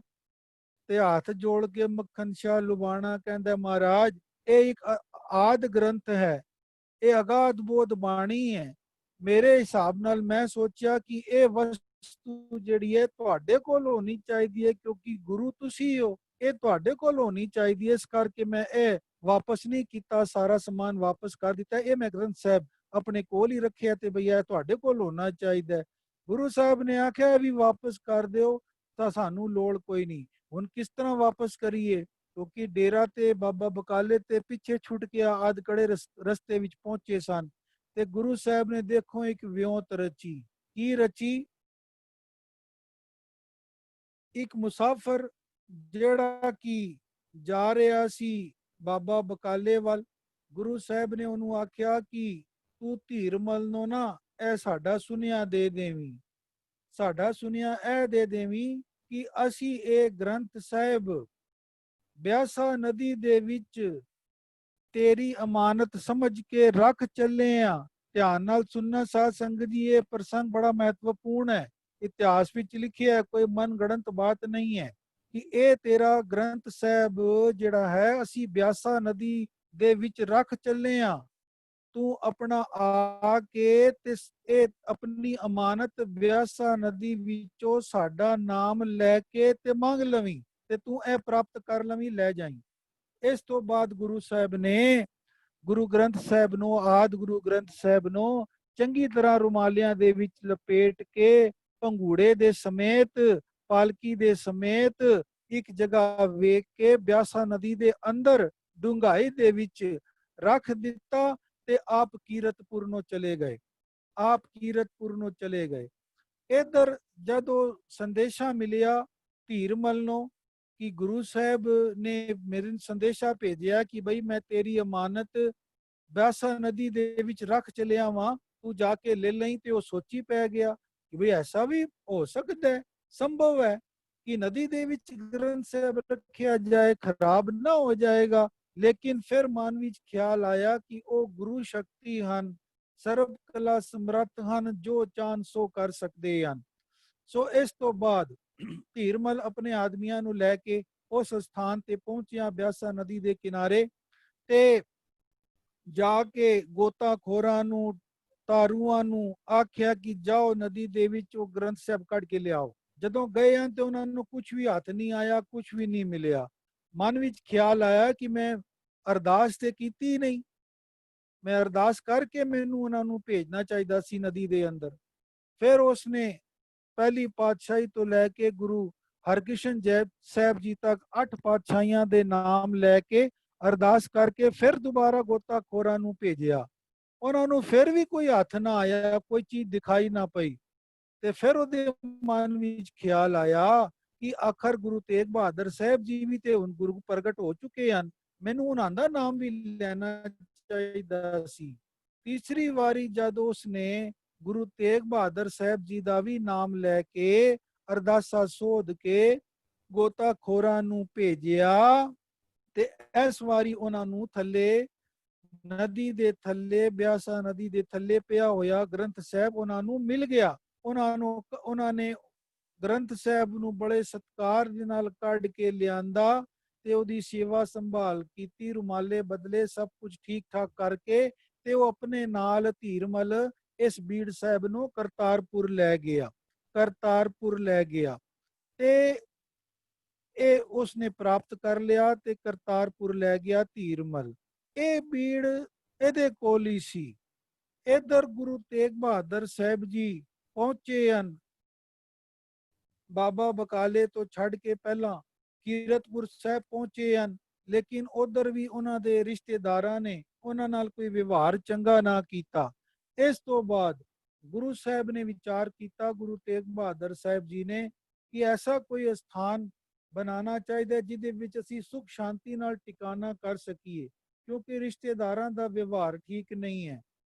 ਇਸ ਤੋਂ ਬਾਅਦ ਗੁਰੂ ਤੇਗ ਬਹਾਦਰ ਸਾਹਿਬ ਜੀ ਨੇ ਇੱਕ ਪਿੰਡ ਖਰੀਦਿਆ, ਪਹਾੜੀ ਰਾਜੇ ਭੀਮ ਚੰਦਰ ਕੋਲੋਂ ਇੱਕ ਪਿੰਡ ਖਰੀਦਿਆ, ਗਾਂਵ ਜਿਹਦਾ ਨਾਮ ਸੀ ਮਾਖੋਵਾਲ। ਤੇ ਮਾਖੋਵਾਲ ਜਿਹੜਾ ਇਹ ਪਿੰਡ ਸੀ ਨਾ, ਇਹਦੇ ਚ ਇਤਿਹਾਸ ਵਿੱਚ ਲਿਖਿਆ ਹੈ ਕਿ ਇੱਕ ਮਾਖੋ ਨਾਮ ਦਾ ਦੈਂਤ ਰਹਿੰਦਾ ਸੀ, ਦੈਂਤ ਬੁੱਧੀ ਰਹਿੰਦਾ ਸੀ, ਡਾਕੂ ਰਹਿੰਦਾ ਸੀ। ਉਹ ਬੜਾ ਅਤਿਆਚਾਰੀ ਸੀ। ਲੋਕ ਉਹਦੇ ਡਰਦੇ ਮਾਰੇ ਨੇੜੇ ਨਹੀਂ ਸਨ ਜਾਂਦੇ। ਉਹ ਪਿੰਡ ਵੀਰਾਨ ਹੀ ਪਿਆ ਰਹਿੰਦਾ ਸੀ, ਡਰਦੇ ਮਾਰੇ ਕੋਈ ਵਸਦਾ ਨਹੀਂ ਸੀ ਉੱਤੇ। ਉਹ ਪਿੰਡ ਉਜਾੜ ਪਿਆ ਸੀ ਤੇ ਮਾਖੋ ਰਹਿੰਦਾ ਸੀ। ਗੁਰੂ ਸਾਹਿਬ ਨੇ ਉਹ ਪਿੰਡ ਖਰੀਦ ਲਿਆ ਤੇ ਇਹਦੇ ਚ ਸਾਫ਼ ਸਫਾਈ ਕਰਾ ਕੇ ਗੁਰੂ ਸਾਹਿਬ ਨੇ ਗੁਰੂ ਅਸਥਾਨ ਬਣਾਇਆ ਤੇ ਇੱਥੇ ਸਤਸੰਗ ਕਰਨ ਲੱਗੇ। ਦੋਨੋਂ ਟਾਈਮ ਗੁਰੂ ਸਾਹਿਬ ਸਤਸੰਗ ਕਰਦੇ ਹਨ, ਪ੍ਰਵਚਨ ਹੁੰਦੇ ਹਨ। ਜਿਨ੍ਹਾਂ ਜਿਨ੍ਹਾਂ ਨੂੰ ਵੀ ਪਤਾ ਲੱਗਦਾ ਹੈ ਕਿ ਗੁਰੂ ਸਾਹਿਬ ਇੱਥੇ ਆਣ ਕੇ ਟਿਕੇ ਹਨ, ਸੰਗਤਾਂ ਦੂਰੋਂ ਦੂਰੋਂ ਆਉਂਦੀਆਂ ਹਨ, ਦੂਰੋਂ ਦੂਰੋਂ ਆ ਕੇ ਗੁਰੂ ਸਾਹਿਬ ਦੇ ਦਰਸ਼ਨ ਕਰਦੀਆਂ ਹਨ, ਆਸ਼ੀਰਵਾਦ ਲੈਂਦੀਆਂ ਹਨ। ਧੀਰੇ ਧੀਰੇ ਇਸ ਪਿੰਡ ਦੀ ਰੌਣਕ ਵੱਧਦੀ ਗਈ, ਧੀਰੇ ਧੀਰੇ ਇਸ ਪਿੰਡ ਦੀ ਰੌਣਕ ਵੱਧਦੀ ਗਈ ਤੇ ਗੁਰੂ ਸਾਹਿਬ ਨੇ ਇੱਥੇ ਰੌਣਕਾਂ ਵਧਾਈਆਂ, ਸੰਗਤਾਂ ਦਾ ਇਕੱਠ ਕੀਤਾ ਤੇ ਗੁਰੂ ਸਾਹਿਬ ਦੇ ਜਿਹੜੇ ਸੇਵਕ ਹਨ ਉਹ ਕੀਰਤਨ ਕਰਦੇ ਹਨ, ਲੰਗਰ ਦੇ ਪ੍ਰਵਾਹ ਚੱਲਦੇ ਹਨ, ਗੁਰਬਾਣੀ ਦੇ ਪ੍ਰਵਾਹ ਚੱਲਦੇ ਹਨ। ਇਸ ਪ੍ਰਕਾਰ ਗੁਰੂ ਸਾਹਿਬ ਦਾ ਪ੍ਰਬਲ ਪ੍ਰਤਾਪ ਵੱਧਦਾ ਹੋਇਆ, ਵੱਧਦਾ ਹੀ ਗਿਆ। ਤੇ ਜਦੋਂ ਇੱਕ ਦਿਨ ਬੈਠੇ ਸਨ ਗੁਰੂ ਸਾਹਿਬ ਦੀਵਾਨ ਦੀ ਸਮਾਪਤੀ ਤੋਂ ਬਾਅਦ, ਉਹ ਜਿਹੜਾ ਮਾਖੋ ਨਾਮ ਦਾ ਦੈਂਤ ਸੀ ਨਾ, ਡਾਕੂ ਸੀ, ਉਹ ਗੁਰੂ ਸਾਹਿਬ ਦੇ ਅੱਗੇ ਆ ਕੇ ਖੜਾ ਹੋ ਗਿਆ। ਮਹਾਰਾਜ, ਅਸੀਂ ਦੇਖੋ ਪੀੜ੍ਹੀਆਂ ਤੋਂ ਇੱਥੇ ਰਹਿੰਦੇ ਪਏ ਆ ਤੇ ਤੁਸੀਂ ਇਹ ਪਿੰਡ ਖਰੀਦ ਲਿਆ। ਜਦੋਂ ਮਹਾਰਾਜ ਤੁਹਾਡੇ ਸਿੱਖ, ਦੇਖੋ ਸਾਧ ਸੰਗਤ ਜੀ, ਗੁਰਬਾਣੀ ਦੀ ਕੀਰਤਨ ਦੀ ਮਹੱਤਤਾ ਦੇਖੋ, ਗੁਰਬਾਣੀ ਦੀ ਕੀਰਤਨ ਦੀ ਵਡਿਆਈ ਦੇਖੋ, ਕਿੰਨੀ ਸ਼ਕਤੀ ਹੈ ਕੀਰਤਨ ਦੇ ਵਿੱਚ ਗੁਰਬਾਣੀ ਦੇ। ਉਸ ਮੱਖੋ ਨੇ ਆਖਿਆ, ਮਹਾਰਾਜ ਜਦੋਂ ਤੁਹਾਡੇ ਸਿੱਖ ਇੱਥੇ ਆਣ ਕੇ ਉੱਚੀ ਸੁਰ ਦੇ ਵਿੱਚ ਧੁਨੀ ਲਗਾਉਂਦੇ ਹਨ, ਗੁਰਬਾਣੀ ਦਾ ਕੀਰਤਨ ਕਰਦੇ ਹਨ, ਮਹਾਰਾਜ ਸਾਨੂੰ ਬੜਾ ਕਸ਼ਟ ਹੁੰਦਾ ਹੈ, ਅਸੀਂ ਬੜੇ ਦੁਖੀ ਹੁੰਦੇ ਹਾਂ, ਸਾਨੂੰ ਕੁਝ ਖਾਣ ਨੂੰ ਨਹੀਂ ਮਿਲਦਾ, ਸਾਡੇ ਨੇੜੇ ਕੋਈ ਨਹੀਂ ਆਂਦਾ, ਮਹਾਰਾਜ ਅਸੀਂ ਬੜੇ ਦੁਖੀ ਹੋ ਰਹੇ ਹਾਂ। ਗੁਰੂ ਸਾਹਿਬ ਨੇ ਆਖਿਆ ਕਿ ਤੁਸੀਂ ਹੁਣ ਇਹ ਆਪਣੇ ਪਰਿਵਾਰ ਦੇ ਸਮੇਤ ਇਹ ਪਿੰਡ ਛੱਡ ਕੇ ਤੁਸੀਂ ਦੂਰ ਚਲੇ ਜਾਓ, ਕਿਸੇ ਮਨੁੱਖ ਜਾਤੀ ਨੂੰ ਦੁੱਖ ਨਾ ਦੇਣਾ, ਤੁਸੀਂ ਜਾਓ, ਇੱਥੋਂ ਚਲੇ ਜਾਓ। ਇਸ ਪ੍ਰਕਾਰ ਆਨੰਦ ਦਾ ਵਾਤਾਵਰਣ ਵੇਖ ਕੇ ਗੁਰੂ ਸਾਹਿਬ ਨੇ ਇਸ ਪਿੰਡ ਦਾ ਨਾਮ ਰੱਖਿਆ ਆਨੰਦਪੁਰ। ਆਨੰਦਪੁਰ ਇਹ ਪਿੰਡ ਜਿਹੜਾ ਸੀ ਗੁਰੂ ਤੇਗ ਬਹਾਦਰ ਸਾਹਿਬ ਜੀ ਨੇ ਆਪ ਖਰੀਦਿਆ ਸੀ ਪੈਸੇ ਦੇ ਕੇ ਪਹਾੜੀ ਰਾਜੇ ਭੀਮ ਚੰਦ ਦੇ ਕੋਲ, ਤੇ ਇੱਥੇ ਆਨੰਦ ਦਾ ਵਾਤਾਵਰਣ ਬਣਾਇਆ ਤੇ ਦੇਖ ਕੇ ਇਹਦਾ ਨਾਮ ਰੱਖਿਆ ਆਨੰਦਪੁਰ। ਇਹਦਾ ਪਹਿਲਾ ਨਾਮ ਸੀ ਮਾਖੋਵਾਲ ਤੇ ਹੁਣ ਇਹਦਾ ਨਾਮ ਹੋ ਗਿਆ ਆਨੰਦਪੁਰ। ਕਿਉਂਕਿ ਗੁਰੂ ਸਾਹਿਬ ਨੇ ਇਸ ਨੂੰ ਵਸਾਇਆ ਸੀ, ਇਸ ਕਰਕੇ ਇਹਦਾ ਨਾਮ ਅਸੀਂ ਸਤਕਾਰ ਦੇ ਨਾਲ ਆਨੰਦਪੁਰ ਸਾਹਿਬ ਕਹਿ ਕੇ ਸੰਬੋਧਨ ਕਰਨੇ ਆ। ਆਨੰਦਪੁਰ ਸਾਹਿਬ ਗੁਰੂ ਸਾਹਿਬਾਨਾਂ ਨਾਲ ਜਿਹੜੀਆਂ ਵੀ ਜੁੜੀਆਂ ਹੋਈਆਂ ਚੀਜ਼ਾਂ ਹਨ, ਵਸਤੂਆਂ ਹਨ, ਅਸੀਂ ਉਹਨੂੰ ਵੀ ਬੜਾ ਸਤਕਾਰ ਦਿੰਨੇ ਆ, ਸਤਕਾਰ ਨਾਲ ਕਹਿੰਨੇ ਆ ਕਿ ਭੰਗੂੜਾ ਸਾਹਿਬ, ਪਾਲਕੀ ਸਾਹਿਬ, ਰੁਮਾਲਾ ਸਾਹਿਬ, ਚੰਦੋਆ ਸਾਹਿਬ। ਤੇ ਗੁਰੂ ਸਾਹਿਬ ਨੇ ਨਗਰ ਵਸਾਇਆ, ਉਹਦਾ ਨਾਮ ਵੀ ਅਸੀਂ ਸਤਕਾਰ ਦੇ ਨਾਲ ਸ਼੍ਰੀ ਅੰਮ੍ਰਿਤਸਰ ਸਾਹਿਬ, ਸ਼੍ਰੀ ਕੀਰਤਪੁਰ ਸਾਹਿਬ, ਸ਼੍ਰੀ ਆਨੰਦਪੁਰ ਸਾਹਿਬ, ਇਸ ਤਰ੍ਹਾਂ ਸਤਕਾਰ ਦੇ ਨਾਲ ਅਸੀਂ ਕਹਿ ਕੇ ਤੇ ਉਹਨੂੰ ਵੀ ਸੰਬੋਧਨ ਕਰਨੇ ਆ। ਇਧਰ ਗੁਰੂ ਗੋਬਿੰਦ ਸਿੰਘ ਜੀ ਮਹਾਰਾਜ ਨੇ ਜਦੋਂ ਜੰਗਾਂ ਲੜੀਆਂ ਹਨ, ਆਨੰਦਪੁਰ ਸਾਹਿਬ ਦੇ ਕਿਲਾ ਛੱਡਿਆ, ਚਮਕੌਰ ਦੀ ਗੜੀ ਵਿੱਚ ਸਾਰੀਆਂ ਜੰਗਾਂ ਜਿਹੜੀਆਂ ਲੜੀਆਂ, ਚਾਰੋਂ ਪੁੱਤਰ ਸ਼ਹੀਦ ਹੋ ਗਏ, ਬੇਅੰਤ ਸਿੰਘ ਸ਼ਹੀਦ ਹੋ ਗਏ। ਇਸ ਤੋਂ ਬਾਅਦ ਗੁਰੂ ਸਾਹਿਬ ਗੁਰੂ ਗੋਬਿੰਦ ਸਿੰਘ ਜੀ ਮਹਾਰਾਜ ਯੁੱਧਾਂ ਤੋਂ ਬਾਅਦ, ਜੰਗਾਂ ਤੋਂ ਬਾਅਦ ਇਹ ਗੁਰੂ ਸਾਹਿਬ ਇੱਥੇ ਆਏ ਹਨ ਭਾਈ ਡੱਲੇ ਦੇ ਕੋਲ, ਤਲਵੰਡੀ ਸਾਬੋ, ਜ਼ਿਲ੍ਹਾ ਬਠਿੰਡਾ। ਇੱਥੇ ਆ ਕੇ ਠਹਿਰੇ ਸਨ ਗੁਰੂ ਸਾਹਿਬ ਸਨ 1705 ਈਸਵੀ ਦੇ ਵਿੱਚ। ਤੇ ਇੱਥੇ ਆ ਕੇ ਗੁਰੂ ਸਾਹਿਬ ਨੇ ਜਿਹੜਾ ਕਮਰ ਕੱਸਾ ਆਨੰਦਪੁਰ ਸਾਹਿਬ ਬੰਨਿਆ ਸੀ ਯੁੱਧਾਂ ਤੋਂ, ਜੰਗਾਂ ਤੋਂ ਪਹਿਲੇ, ਗੁਰੂ ਸਾਹਿਬ ਨੇ ਇੱਥੇ ਆ ਕੇ ਇਹ ਕਮਰ ਕੱਸਾ ਖੋਲਿਆ। ਇੱਥੇ ਆਣ ਕੇ ਕਮਰ ਕੱਸਾ ਖੋਲਿਆ ਤੇ ਇਸ ਸਥਾਨ ਇੱਥੇ ਬੈਠ ਕੇ ਦਮ ਲਿਆ, ਵਿਸ਼ਰਾਮ ਕੀਤਾ। ਇਸ ਕਰਕੇ ਇਸ ਸਥਾਨ ਦਾ ਨਾਮ ਦਮਦਮਾ ਸਾਹਿਬ ਪ੍ਰਸਿੱਧ ਹੋ ਗਿਆ। ਕਿਉਂਕਿ ਗੁਰੂ ਸਾਹਿਬ ਨੇ ਵਸਾਇਆ ਸੀ, ਇਹਦਾ ਨਾਮ ਦਮਦਮਾ ਸਾਹਿਬ ਹੋ ਗਿਆ। ਗੁਰੂ ਸਾਹਿਬ ਇਤਿਹਾਸ ਵਿੱਚ ਲਿਖਿਆ ਹੈ ਕਿ ਇਸ ਸਥਾਨ ਤੇ ਗੁਰੂ ਸਾਹਿਬ 15-16 ਮਹੀਨੇ ਰਹੇ ਹਨ, ਵਿਸ਼ਰਾਮ ਕੀਤਾ ਹੈ। ਤੇ ਦਮਦਮਾ ਸਾਹਿਬ ਜਿਹੜਾ ਹੈ ਉਹ ਸਿੱਖਾਂ ਦੇ 5 ਤਖਤਾਂ ਦੇ ਵਿੱਚੋਂ ਇੱਕ ਤਖਤ ਹੈ। 5 ਤਖਤਾਂ ਦੇ ਵਿੱਚੋਂ ਇੱਕ ਤਖਤ ਦਮਦਮਾ ਸਾਹਿਬ ਹੈ, ਤਲਵੰਡੀ ਸਾਬੋ। ਗੁਰੂ ਸਾਹਿਬ ਇਸ ਸਥਾਨ ਤੇ ਆਏ ਹਨ ਤੇ ਗੁਰੂ ਸਾਹਿਬ ਨੇ ਸਿੰਘਾਂ ਨੂੰ ਭੇਜਿਆ ਧੀਰਮਲ ਦੇ ਪਾਸ। ਸਿੰਘਾਂ ਨੇ ਪੁੱਛਿਆ, ਮਹਾਰਾਜ ਸਾਨੂੰ ਗੁਰੂ ਗ੍ਰੰਥ ਸਾਹਿਬ ਜੀ ਦੇ ਅਰਥ ਕਰਕੇ ਸੁਣਾਓ, ਬਾਣੀ ਦੇ ਅਰਥ ਕਰਕੇ ਸੁਣਾਓ ਗੁਰੂ ਗ੍ਰੰਥ ਸਾਹਿਬ ਦੇ। ਗੁਰੂ ਸਾਹਿਬ ਨੇ ਆਖਿਆ ਕਿ ਤੁਸੀਂ ਇਹ ਗ੍ਰੰਥ ਸਾਹਿਬ ਲੈ ਆਓ, ਧੀਰਮਲ ਦੇ ਪਾਸ ਹੈ, ਤੁਸੀਂ ਜਾ ਕੇ ਲੈ ਆਓ, ਅਸੀਂ ਅਰਥ ਕਰਕੇ ਸੁਣਾ ਦਿੰਨੇ ਆ। ਤੇ ਜਦੋਂ ਸਿੰਘ ਗਏ ਹਨ ਧੀਰਮਲ ਦੇ ਪਾਸ, ਉਹ ਕਰਤਾਰਪੁਰ ਨਿਵਾਸ ਰੱਖਦਾ ਸੀ। ਤੇ ਧੀਰਮਲ ਦੇ ਪਾਸ ਜਦੋਂ ਸਿੰਘ ਗਏ ਹਨ ਨਾ ਕਿ ਭਾਈ ਜਾਓ ਇਹ ਗ੍ਰੰਥ ਸਾਹਿਬ ਦੇ ਦਿਓ, ਉਸ ਧੀਰਮਲ ਨੇ ਨਾ ਉਹ ਗ੍ਰੰਥ ਸਾਹਿਬ ਦੇਣ ਨੂੰ ਇਨਕਾਰ ਕਰ ਦਿੱਤਾ, ਮਨਾ ਕਰ ਦਿੱਤਾ ਕਿ ਮੈਂ ਗ੍ਰੰਥ ਸਾਹਿਬ ਤੁਹਾਨੂੰ ਨਹੀਂ ਦਿਆਂਗਾ। ਤੇ ਜੇ ਤੁਹਾਡੇ ਗੁਰੂ ਇੰਨੇ ਹੀ ਸਮਰੱਥ ਹਨ, ਇੰਨੇ ਹੀ ਸਮਰਥ ਹਨ, ਇੰਨੇ ਹੀ ਵਿਦਵਾਨ ਹਨ, ਤੇ ਉਹਨਾਂ ਨੂੰ ਕਹਿ ਦਿਓ ਕਿ ਉਹ ਆਪਣਾ ਗ੍ਰੰਥ ਸਾਹਿਬ ਆਪ ਰਚ ਲੈਣ, ਆਪਣਾ ਤਿਆਰ ਕਰ ਲੈਣ। ਜਦੋਂ ਇਸ ਗੱਲ ਦਾ ਪਤਾ ਸਿੰਘਾਂ ਨੇ ਜਾ ਕੇ ਦੱਸਿਆ ਗੁਰੂ ਸਾਹਿਬ ਨੂੰ, ਤੇ ਗੁਰੂ ਸਾਹਿਬ ਨੇ ਆਖਿਆ ਕੋਈ ਗੱਲ ਨਹੀਂ, ਉਹ ਕਹਿੰਦੇ ਹਨ ਆਪਣਾ ਰਚ ਲਓ, ਅਸੀਂ ਆਪਣਾ ਗ੍ਰੰਥ ਰਚ ਲੈ ਆ। ਇਸ ਤੋਂ ਬਾਅਦ ਗੁਰੂ ਗੋਬਿੰਦ ਸਿੰਘ ਮਹਾਰਾਜ ਜੀ ਨੇ ਦਮਦਮਾ ਸਾਹਿਬ ਧਰਤੀ ਤੇ ਭਾਈ ਮਨੀ ਸਿੰਘ ਜੀ ਦੀ ਸੇਵਾ ਲਗਾਈ ਕਿ ਭਾਈ ਤੁਸੀਂ ਲਿਖੋ, ਅਸੀਂ ਬੋਲਦੇ ਜਾਂਦੇ ਹਾਂ। ਇਤਿਹਾਸ ਵਿੱਚ ਲਿਖਿਆ ਹੈ ਕਿ ਗੁਰੂ ਗੋਬਿੰਦ ਸਿੰਘ ਜੀ ਮਹਾਰਾਜ ਜੀ ਨੂੰ ਸਾਰਾ ਗੁਰੂ ਗ੍ਰੰਥ ਸਾਹਿਬ ਕੰਠ ਸੀ। ਛੋਟੀ ਉਮਰ ਵਿੱਚ ਹੀ ਉਹਨਾਂ ਨੇ ਸਾਰੀ ਬਾਣੀ ਕੰਠ ਕਰ ਲਈ ਸੀ। ਉਹ ਗੁਰੂ ਸਾਹਿਬ ਆਪਣੀ ਆਧਿਆਤਮਿਕ ਸ਼ਕਤੀ ਦੇ ਬਲ ਨਾਲ, ਆਪਣੀ ਆਧਿਆਤਮਿਕ ਸ਼ਕਤੀ ਦੇ ਬਲ ਨਾਲ ਗੁਰੂ ਸਾਹਿਬ ਜ਼ੁਬਾਨੀ ਉਚਾਰਨ ਕਰਦੇ ਰਹੇ ਗ੍ਰੰਥ ਸਾਹਿਬ ਦੀ ਬਾਣੀ, ਤੇ ਭਾਈ ਮਨੀ ਸਿੰਘ ਜੀ ਹੂ ਬਹੂ ਉਸੇ ਪ੍ਰਕਾਰ ਲਿਖਦੇ ਗਏ। ਗੁਰੂ ਸਾਹਿਬ ਬਾਣੀ ਲਿਖਵਾਈ ਤੇ ਬਾਬਾ ਦੀਪ ਸਿੰਘ ਜੀ ਦੀ ਵੀ ਸੇਵਾ ਲੱਗੀ। ਬਾਬਾ ਦੀਪ ਸਿੰਘ ਜੀ ਜਿਹੜਾ ਕਿ ਜਿਨ੍ਹਾਂ ਦੇ ਬਚਪਨ ਦਾ ਨਾਮ ਦੀਪਾ ਸੀ, ਉਹ ਛੋਟੀ ਉਮਰ ਦੇ ਵਿੱਚ ਹੀ ਗੁਰੂ ਗੋਬਿੰਦ ਸਿੰਘ ਮਹਾਰਾਜ ਜੀ ਦੀ ਸੇਵਾ ਵਿੱਚ ਆ ਗਏ ਸਨ ਮਾਤਾ ਜੀ ਦੇ ਨਾਲ। ਤੇ ਜਦੋਂ ਕੁਝ ਸਮਾਂ ਰਹਿਣ ਤੋਂ ਬਾਅਦ, ਸੇਵਾ ਕਰਨ ਤੋਂ ਬਾਅਦ ਮਾਤਾ ਜੀ ਨੇ ਆਗਿਆ ਮੰਗੀ, ਦੀਪ ਸਿੰਘ ਜੀ ਦੇ ਮਾਤਾ ਜੀ ਨੇ ਆਗਿਆ ਮੰਗੀ ਗੁਰੂ ਗੋਬਿੰਦ ਸਿੰਘ ਮਹਾਰਾਜ ਜੀ ਦੇ ਪਾਸੋਂ ਕਿ ਮਹਾਰਾਜ ਹੁਣ ਸਾਨੂੰ ਆਗਿਆ ਦਿਓ, ਅਸੀਂ ਆਪਣੇ ਪਿੰਡ ਜਾਈਏ ਵਾਪਸ। ਤੇ ਗੁਰੂ ਗੋਬਿੰਦ ਸਿੰਘ ਜੀ ਮਹਾਰਾਜ ਕਹਿੰਦੇ ਹਨ ਮਾਤਾ ਜੀ ਅਜੇ ਇਸ ਨੂੰ ਇੱਥੇ ਹੀ ਰਹਿਣ ਦਿਓ, ਇਹਦਾ ਨਾਮ ਦੀਪਾ ਹੈ, ਇਸ ਨੇ ਅਜੇ ਕਈ ਬੁਝੇ ਹੋਏ ਦੀਪਕ ਜਲਾਣੇ ਹਨ, ਇਸ ਕਰਕੇ ਭਾਈ ਦੀਪਾ ਜੀ ਨੂੰ ਇੱਥੇ ਹੀ ਤੁਸੀਂ ਸਾਡੇ ਕੋਲ ਹੀ ਰਹਿਣ ਦਿਓ। ਇਤਿਹਾਸ ਵਿੱਚ ਲਿਖਿਆ ਗੁਰੂ ਗੋਬਿੰਦ ਸਿੰਘ ਮਹਾਰਾਜ ਜੀ ਨੇ ਭਾਈ ਦੀਪਾ ਜੀ ਨੂੰ ਤਿਆਰ ਬਰ ਤਿਆਰ ਕਰਕੇ ਅੰਮ੍ਰਿਤ ਛਕਾਇਆ, ਉਹਨੂੰ ਸਿੰਘ ਸਜਾਇਆ ਤੇ ਉਹਨਾਂ ਨੂੰ ਸ਼ਸਤਰ ਵਿਦਿਆ ਸਿਖਲਾਈ, ਘੁੜਸਵਾਰੀ, ਤਲਵਾਰਬਾਜੀ, ਨੇਜਾਬਾਜੀ ਇਤਿਆਦਿਕ ਸ਼ਸਤਰ ਵਿਦਿਆ ਆਪ ਸਿਖਾਈ। ਇਤਿਹਾਸ ਵਿੱਚ ਲਿਖਿਆ ਕਿ ਆਨੰਦਪੁਰ ਸਾਹਿਬ ਦੇ ਜੰਗਾਂ ਦੇ ਵਿੱਚ ਭਾਈ ਦੀਪ ਸਿੰਘ ਜੀ ਗੁਰੂ ਗੋਬਿੰਦ ਸਿੰਘ ਮਹਾਰਾਜ ਜੀ ਦੇ ਨਾਲ ਹੋ ਕੇ ਉਹਨਾਂ ਨੇ ਕਈ ਜੰਗਾਂ ਦੇ ਵਿੱਚ ਹਿੱਸਾ ਲਿਆ ਸੀ, ਕਈ ਜੰਗਾਂ ਦੇ ਵਿੱਚ ਹਿੱਸਾ ਲਿਆ ਸੀ। ਤੇ ਭਾਈ ਮਨੀ ਸਿੰਘ ਜੀ ਦੇ ਨਾਲ ਉਹ ਸੇਵਾ ਕਰਦੇ ਸਨ। ਬਾਬਾ ਦੀਪ ਸਿੰਘ ਜੀ ਕਲਮ ਦਵਾਤ ਦੀ ਸੇਵਾ, ਉਦੋਂ ਅੱਜ ਵਾਂਗੂ ਫਾਊਂਟੇਨ ਪੈਨ, ਬਾਲ ਪੈਨ ਨਹੀਂ ਸਨ ਹੁੰਦੇ, ਉਦੋਂ ਕਲਮ ਦਵਾਤ ਨਾਲ ਲਿਖਾਈ ਹੁੰਦੀ ਸੀ।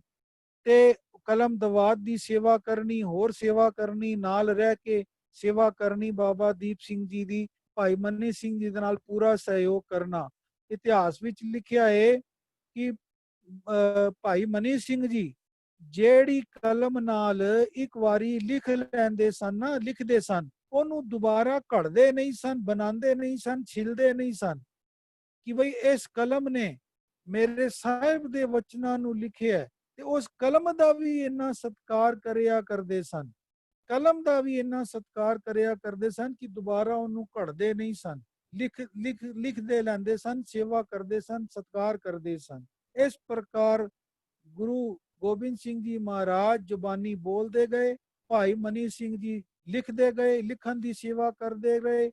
ਕਲਮ ਦਵਾਤ ਤੇ ਹੋਰ ਸੇਵਾ ਬਾਬਾ ਦੀਪ ਸਿੰਘ ਜੀ ਨੇ ਨਿਭਾਈ, ਹੋਰ ਸੇਵਾਦਾਰਾਂ ਨੇ ਨਿਭਾਈ। ਨਾਲ ਹੋ ਕੇ ਇਹ 5 ਮਹੀਨੇ ਇਤਿਹਾਸ ਵਿੱਚ ਲਿਖਿਆ ਕਿ 5 ਮਹੀਨੇ ਲੱਗੇ ਗੁਰੂ ਗੋਬਿੰਦ ਸਿੰਘ ਮਹਾਰਾਜ ਜੀ ਨੇ ਇਹ ਬਾਣੀ ਆਪ ਉਚਾਰਨ ਕਰਕੇ ਲਿਖਾਈ ਤੇ ਆਪਣੇ ਪਿਤਾ ਗੁਰੂ ਤੇਗ ਬਹਾਦਰ ਸਾਹਿਬ ਜੀ ਦੀ ਬਾਣੀ ਵੀ ਇਹਦੇ ਵਿੱਚ ਅੰਕਿਤ ਕਰ ਦਿੱਤੀ। ਗੁਰੂ ਗੋਬਿੰਦ ਸਿੰਘ ਮਹਾਰਾਜ ਜੀ ਨੇ ਪਿਤਾ ਗੁਰੂ ਤੇਗ ਬਹਾਦਰ ਸਾਹਿਬ ਜੀ ਦੀ ਬਾਣੀ, ਦੇਖੋ ਕਿੰਨੀ ਬਾਣੀ ਹੈ ਗੁਰੂ ਤੇਗ ਬਹਾਦਰ ਸਾਹਿਬ ਜੀ ਦੀ, 57 ਸ਼ਲੋਕ ਹਨ, 57 ਸ਼ਲੋਕ। ਸ਼ੁਰੂਆਤ ਹੁੰਦੀ ਹੈ ਗੁਣ ਗੋਬਿੰਦ ਗਾਇਓ ਨਹੀਂ ਜਨਮ ਅਕਾਰਤ ਕੀਨ, ਇਥੋਂ ਸ਼ੁਰੂਆਤ ਹੁੰਦੀ ਹੈ। ਇਹ ਪਹਿਲਾ ਸ਼ਲੋਕ ਹੈ ਤੇ ਆਖਰੀ ਸ਼ਲੋਕ ਹੈ ਰਾਮ ਨਾਮ ਉਰਮੈ ਗਇਓ ਜਾਕੇ ਸਮ ਨਹੀਂ ਕੋਏ, जै संकट जै सिमरत संकट मिटे दरस तुहारो होए। ਇਹ 57 ਸ਼ਲੋਕ ਹਨ। ਇਹ 57 ਸ਼ਲੋਕ ਵਿਰਾਗਮਈ ਇਹ ਦਰਜ ਕਰਵਾਏ। ਇਸ ਤੋਂ ਇਲਾਵਾ 115 ਸ਼ਬਦ ਹਨ। ਗੁਰੂ ਤੇਗ ਬਹਾਦਰ ਸਾਹਿਬ ਜੀ ਦੇ 115 ਵਿਰਾਗਮਈ ਬਾਣੀ ਦੇ ਸ਼ਬਦ ਹਨ। ਉਹ ਬਾਣੀ ਗੁਰੂ ਗੋਬਿੰਦ ਸਿੰਘ ਮਹਾਰਾਜ ਜੀ ਨੇ ਗੁਰੂ ਗ੍ਰੰਥ ਸਾਹਿਬ ਦੇ ਵਿੱਚ ਦਰਜ ਕਰਾਈ ਰਾਗਾਂ ਦੇ ਅਨੁਸਾਰ। ਪਹਿਲਾਂ ਗੁਰੂ ਗ੍ਰੰਥ ਸਾਹਿਬ ਦੇ ਵਿੱਚ 3 ਰਾਗ ਸਨ। 5 ਗੁਰੂ ਸਾਹਿਬਾਨਾਂ ਦੀ ਬਾਣੀ ਸੀ। ਗੁਰੂ ਗੋਬਿੰਦ ਸਿੰਘ ਮਹਾਰਾਜ ਜੀ ਨੇ ਪਿਤਾ ਗੁਰੂ ਤੇਗ ਬਹਾਦਰ ਸਾਹਿਬ ਜੀ ਦੀ ਬਾਣੀ ਇਹਦੇ ਵਿੱਚ ਅੰਕਿਤ ਕਰਾਈ। ਤੇ ਇੱਕ ਰਾਗ ਜੈਜੈਵੰਤੀ ਉਹ ਉਸ ਦੀ ਵਰਤੋਂ ਕੇਵਲ ਗੁਰੂ ਤੇਗ ਬਹਾਦਰ ਸਾਹਿਬ ਜੀ ਨੇ ਕੀਤੀ ਹੈ। ਇਹ 31 ਰਾਗ ਹੋ ਗਏ। ਜੈਜੈਵੰਤੀ ਰਾਗ ਦੇ 4 ਸ਼ਬਦ ਗੁਰੂ ਤੇਗ ਬਹਾਦਰ ਸਾਹਿਬ ਜੀ ਦੇ ਰਚਿਤ ਗੁਰੂ ਗ੍ਰੰਥ ਸਾਹਿਬ ਦੇ ਵਿੱਚ ਦਰਜ ਹਨ। ਗੁਰੂ ਸਾਹਿਬ ਨੇ ਇਹ ਸਾਰੀ ਬਾਣੀ 57 ਸ਼ਲੋਕ ਤੇ 115 ਸ਼ਲੋਕ 15 ਸ਼ਬਦ 115 ਸ਼ਬਦ ਤੇ 57 ਸ਼ਲੋਕ ਇਹ ਬਾਣੀ ਗੁਰੂ ਗ੍ਰੰਥ ਸਾਹਿਬ ਦੇ ਵਿੱਚ ਦਰਜ ਕਰਕੇ ਇਹਨੂੰ ਵਰਤਮਾਨ ਸਰੂਪ ਦਿੱਤਾ। ਗੁਰੂ ਸਾਹਿਬ ਨੇ 1430 ਅੰਕ ਸੰਪੂਰਨ ਕੀਤੇ ਤੇ ਇਹ ਗੁਰੂ ਸਾਹਿਬ ਨੇ ਦੇਖੋ ਕਿੰਨੀ ਕਿਰਪਾ ਕੀਤੀ, ਕਿੰਨੀ ਬਖਸ਼ਿਸ਼ ਕੀਤੀ, ਕਿੰਨੀ ਰਹਿਮਤ ਕੀਤੀ। ਇਹ ਜਿਹੜਾ ਵਰਤਮਾਨ ਸਰੂਪ ਗੁਰੂ ਗ੍ਰੰਥ ਸਾਹਿਬ ਦਾ ਅਸੀਂ ਦੇਖਨੇ ਆ ਇਹਦੇ ਵਿੱਚ 6 ਗੁਰੂ ਸਾਹਿਬਾਨਾਂ ਦੀ ਬਾਣੀ ਹੈ।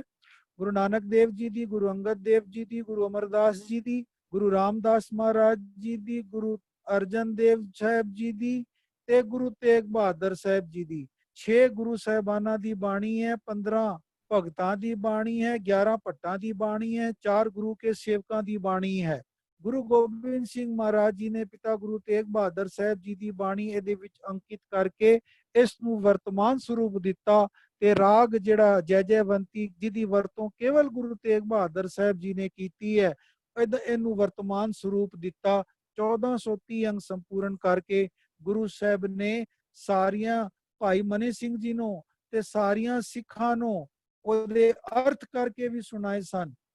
ਤੇ ਇਹਦਾ ਨਾਮ ਜਿਹੜਾ ਦਮਦਮਾ ਸਾਹਿਬ ਦਾ ਨਾਮ ਹੈ ਨਾ, ਗੁਰੂ ਸਾਹਿਬ ਨੇ ਚੂੰਕਿ ਆਖਿਆ ਇਹਦਾ ਨਾਮ ਜਿਹੜਾ ਹੈ ਉਹ ਗੁਰੂ ਕੀ ਕਾਸ਼ੀ ਵਰਦਾਨ ਦਿੱਤਾ।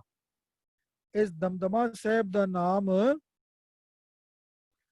ਗੁਰੂ ਕੀ ਕਾਸ਼ੀ ਵੀ ਕਿਹਾ ਜਾਂਦਾ ਹੈ ਕਿਉਂਕਿ ਇੱਥੇ ਬੈਠ ਕੇ ਗੁਰੂ ਗ੍ਰੰਥ ਸਾਹਿਬ ਜੀ ਦੀ ਐਡੀਟਿੰਗ ਹੋਈ ਸੀ, ਲਿਖਵਾਇਆ ਸੀ। ਗੁਰੂ ਗੋਬਿੰਦ ਸਿੰਘ ਮਹਾਰਾਜ ਜੀ ਨੇ ਭਾਈ ਮਨੀ ਸਿੰਘ ਜੀ ਪਾਸੋਂ ਇਹ ਸਾਰਾ ਲਿਖਵਾਇਆ ਸੀ, ਇਹਦੇ ਅਰਥ ਕਰਕੇ ਸੁਣਾਏ ਸਨ।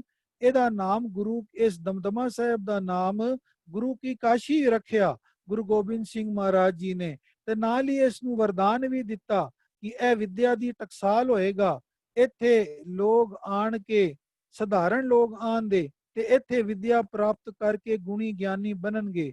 ਇਸ ਤੋਂ ਇਲਾਵਾ ਚੱਲਣ ਤੋਂ ਪਹਿਲਾਂ ਇਤਿਹਾਸ ਵਿੱਚ ਲਿਖਿਆ ਗੁਰੂ ਗੋਬਿੰਦ ਸਿੰਘ ਜੀ ਮਹਾਰਾਜ ਇਸ ਹਸਤੇ 15-16 ਮਹੀਨੇ ਰਹੇ ਹਨ। ਸਨ 1705 ਈਸਵੀ ਤੋਂ ਲੈ ਕੇ 1706 ਈਸਵੀ ਤੱਕ ਦਾ ਸੀ। ਤੇ ਚੱਲਣ ਤੋਂ ਪਹਿਲਾਂ ਗੁਰੂ ਸਾਹਿਬ ਨੇ ਕਲਮਾਂ ਜਿਹੜੀਆਂ ਲਿਖਣ ਵਾਲੀਆਂ ਹੁੰਦੀਆਂ ਹਨ ਉਹ ਕਈ ਕਲਮਾਂ ਬਣਾ ਕੇ ਨਾ ਉਹ ਪੋਖਰ ਦੇ ਵਿੱਚ ਇੱਕ ਜਲਾਸ਼ੇ ਦੇ ਵਿੱਚ ਸੱਟ ਦਿੱਤੀਆਂ ਤੇ ਵਰਦਾਨ ਦਿੱਤਾ ਕਿ ਆਉਣ ਵਾਲੇ ਸਮੇਂ ਦੇ ਵਿੱਚ ਖਾਲਸੇ ਜੀ ਜਿਹੜਾ ਇੱਥੇ ਆ ਕੇ ਵਿਦਿਆ ਪ੍ਰਾਪਤ ਕਰਨਗੇ ਤੇ ਵਿਦਵਾਨ ਬਣਨਗੇ। ਗੁਰੂ ਸਾਹਿਬ ਨੇ ਇਸ ਦਾ ਨਾਮ ਕਲਮਗੜ੍ਹ ਰੱਖਿਆ। ਇਸ ਦਮਦਮਾ ਸਾਹਿਬ ਦਾ ਨਾਮ ਰੱਖਿਆ ਗੁਰੂ ਕੀ ਕਾਸ਼ੀ। ਤੇ ਉਹ ਜਿਹੜਾ ਪੋਖਰ ਦੇ ਵਿੱਚ ਸਟਿਆ ਸੀ, ਕਲਮਾਂ ਸਟੀਆਂ ਸਨ, ਉਸ ਅਸਥਾਨ ਦਾ ਨਾਮ ਗੁਰੂ ਕਲਮਗੜ੍ਹ ਰੱਖਿਆ ਗੁਰੂ ਸਾਹਿਬ ਨੇ। ਤੇ ਨਾਲ ਹੀ ਇਸ ਦੇ ਵਰਦਾਨ ਦਿੱਤਾ ਕਿ ਜੋ ਵੀ ਇਹਦੇ ਆ ਕੇ ਵਿਦਿਆ ਗ੍ਰਹਿਣ ਕਰੇਗਾ, ਸਿੱਖਿਆ ਗ੍ਰਹਿਣ ਕਰੇਗਾ, ਉਹ ਵਿਦਵਾਨ ਬਣ ਕੇ ਨਿਕਲੇਗਾ। ਦੇਖੋ ਇਸ ਤੋਂ ਬਾਅਦ ਗੁਰੂ ਸਾਹਿਬ ਚਲੇ ਗਏ ਹਨ ਕਿੱਥੇ? ਨਾਂਦੇੜ ਸਾਹਿਬ ਵਿਖੇ, ਦਕਸ਼ਿਣ ਵਿਖੇ। ਦੇਖੋ ਗੁਰੂ ਸਾਹਿਬ ਨੇ, ਗੁਰੂ ਅਰਜਨ ਦੇਵ ਜੀ ਨੇ 1604 ਈਸਵੀ ਦੇ ਵਿੱਚ ਪਹਿਲੀ ਵਾਰੀ ਗ੍ਰੰਥ ਸਾਹਿਬ ਜੀ ਦਾ ਪ੍ਰਕਾਸ਼ ਕੀਤਾ ਹਰਮੰਦਰ ਸਾਹਿਬ ਵਿਖੇ।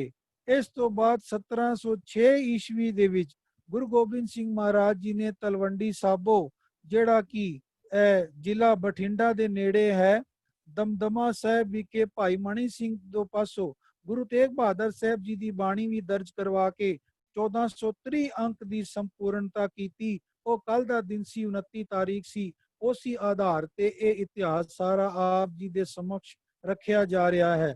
ਤੇ ਅਕਤੂਬਰ 1708 ਈਸਵੀ ਦੇ ਵਿੱਚ ਗੁਰੂ ਸਾਹਿਬ ਨੇ, ਗੁਰੂ ਗੋਬਿੰਦ ਸਿੰਘ ਮਹਾਰਾਜ ਜੀ ਨੇ ਨਾਂਦੇੜ ਵਿਖੇ, ਜਿਹਨੂੰ ਕਿ ਅਸੀਂ ਹਜੂਰ ਸਾਹਿਬ ਅਬਚਲ ਨਗਰ ਕਹਿੰਦੇ ਆ, ਉਥੇ ਗੁਰੂ ਗ੍ਰੰਥ ਸਾਹਿਬ ਨੂੰ ਗੁਰਤਾ ਗੱਦੀ ਪ੍ਰਦਾਨ ਕਰ ਦਿੱਤੀ ਤੇ ਨਾਲ ਹੀ ਸਾਰੀਆਂ ਸੰਗਤਾਂ ਨੂੰ ਬੁਲਾ ਕੇ ਘੋਸ਼ਣਾ ਕਰ ਦਿੱਤੀ। ਕੀ ਘੋਸ਼ਣਾ ਕੀਤੀ ਗੁਰੂ ਗੋਬਿੰਦ ਸਿੰਘ ਮਹਾਰਾਜ ਜੀ ਨੇ ਕਿ ਸਾਧ ਸੰਗਤ ਜੀ, ਤੁਸੀਂ ਦੇਖਿਆ ਹੈ ਕਿ ਗੁਰਗੱਦੀ ਹਮੇਸ਼ਾ ਹੀ ਝਗੜੇ ਦਾ ਕਾਰਨ ਰਹੀ ਹੈ। ਜਿਹਨੂੰ ਗੱਦੀ ਮਿਲੀ, ਜਿਹਨੂੰ ਨਹੀਂ ਮਿਲੀ, ਉਸਨੇ ਝਗੜਾ ਪਾ ਦਿੱਤਾ। ਇਹ ਤੁਸੀਂ ਦੇਖ ਲਓ, ਗੁਰੂ ਨਾਨਕ ਦੇਵ ਜੀ ਮਹਾਰਾਜ ਜੀ ਤੋਂ ਲੈ ਕੇ ਗੁਰੂ ਗੋਬਿੰਦ ਸਿੰਘ ਮਹਾਰਾਜ ਜੀ ਤੱਕ ਦੇਖ ਲਓ, ਸਾਰਾ ਇਤਿਹਾਸ ਚੁੱਕ ਕੇ ਪੜ੍ਹ ਕੇ ਵੇਖ ਲਓ। ਕਿਉਂਕਿ ਗੁਰਗੱਦੀ ਜਿਹੜੀ ਹੈ ਨਾ, ਉਹ ਵਿਰਾਸਤਨ ਨਹੀਂ ਮਿਲਦੀ ਹੈ ਕਿ ਪਿਓ ਦੇ ਬਾਅਦ ਪੁੱਤਰ ਨੂੰ ਮਿਲੇਗੀ ਹੀ ਮਿਲੇਗੀ, ਐਸਾ ਨਹੀਂ ਹੈ।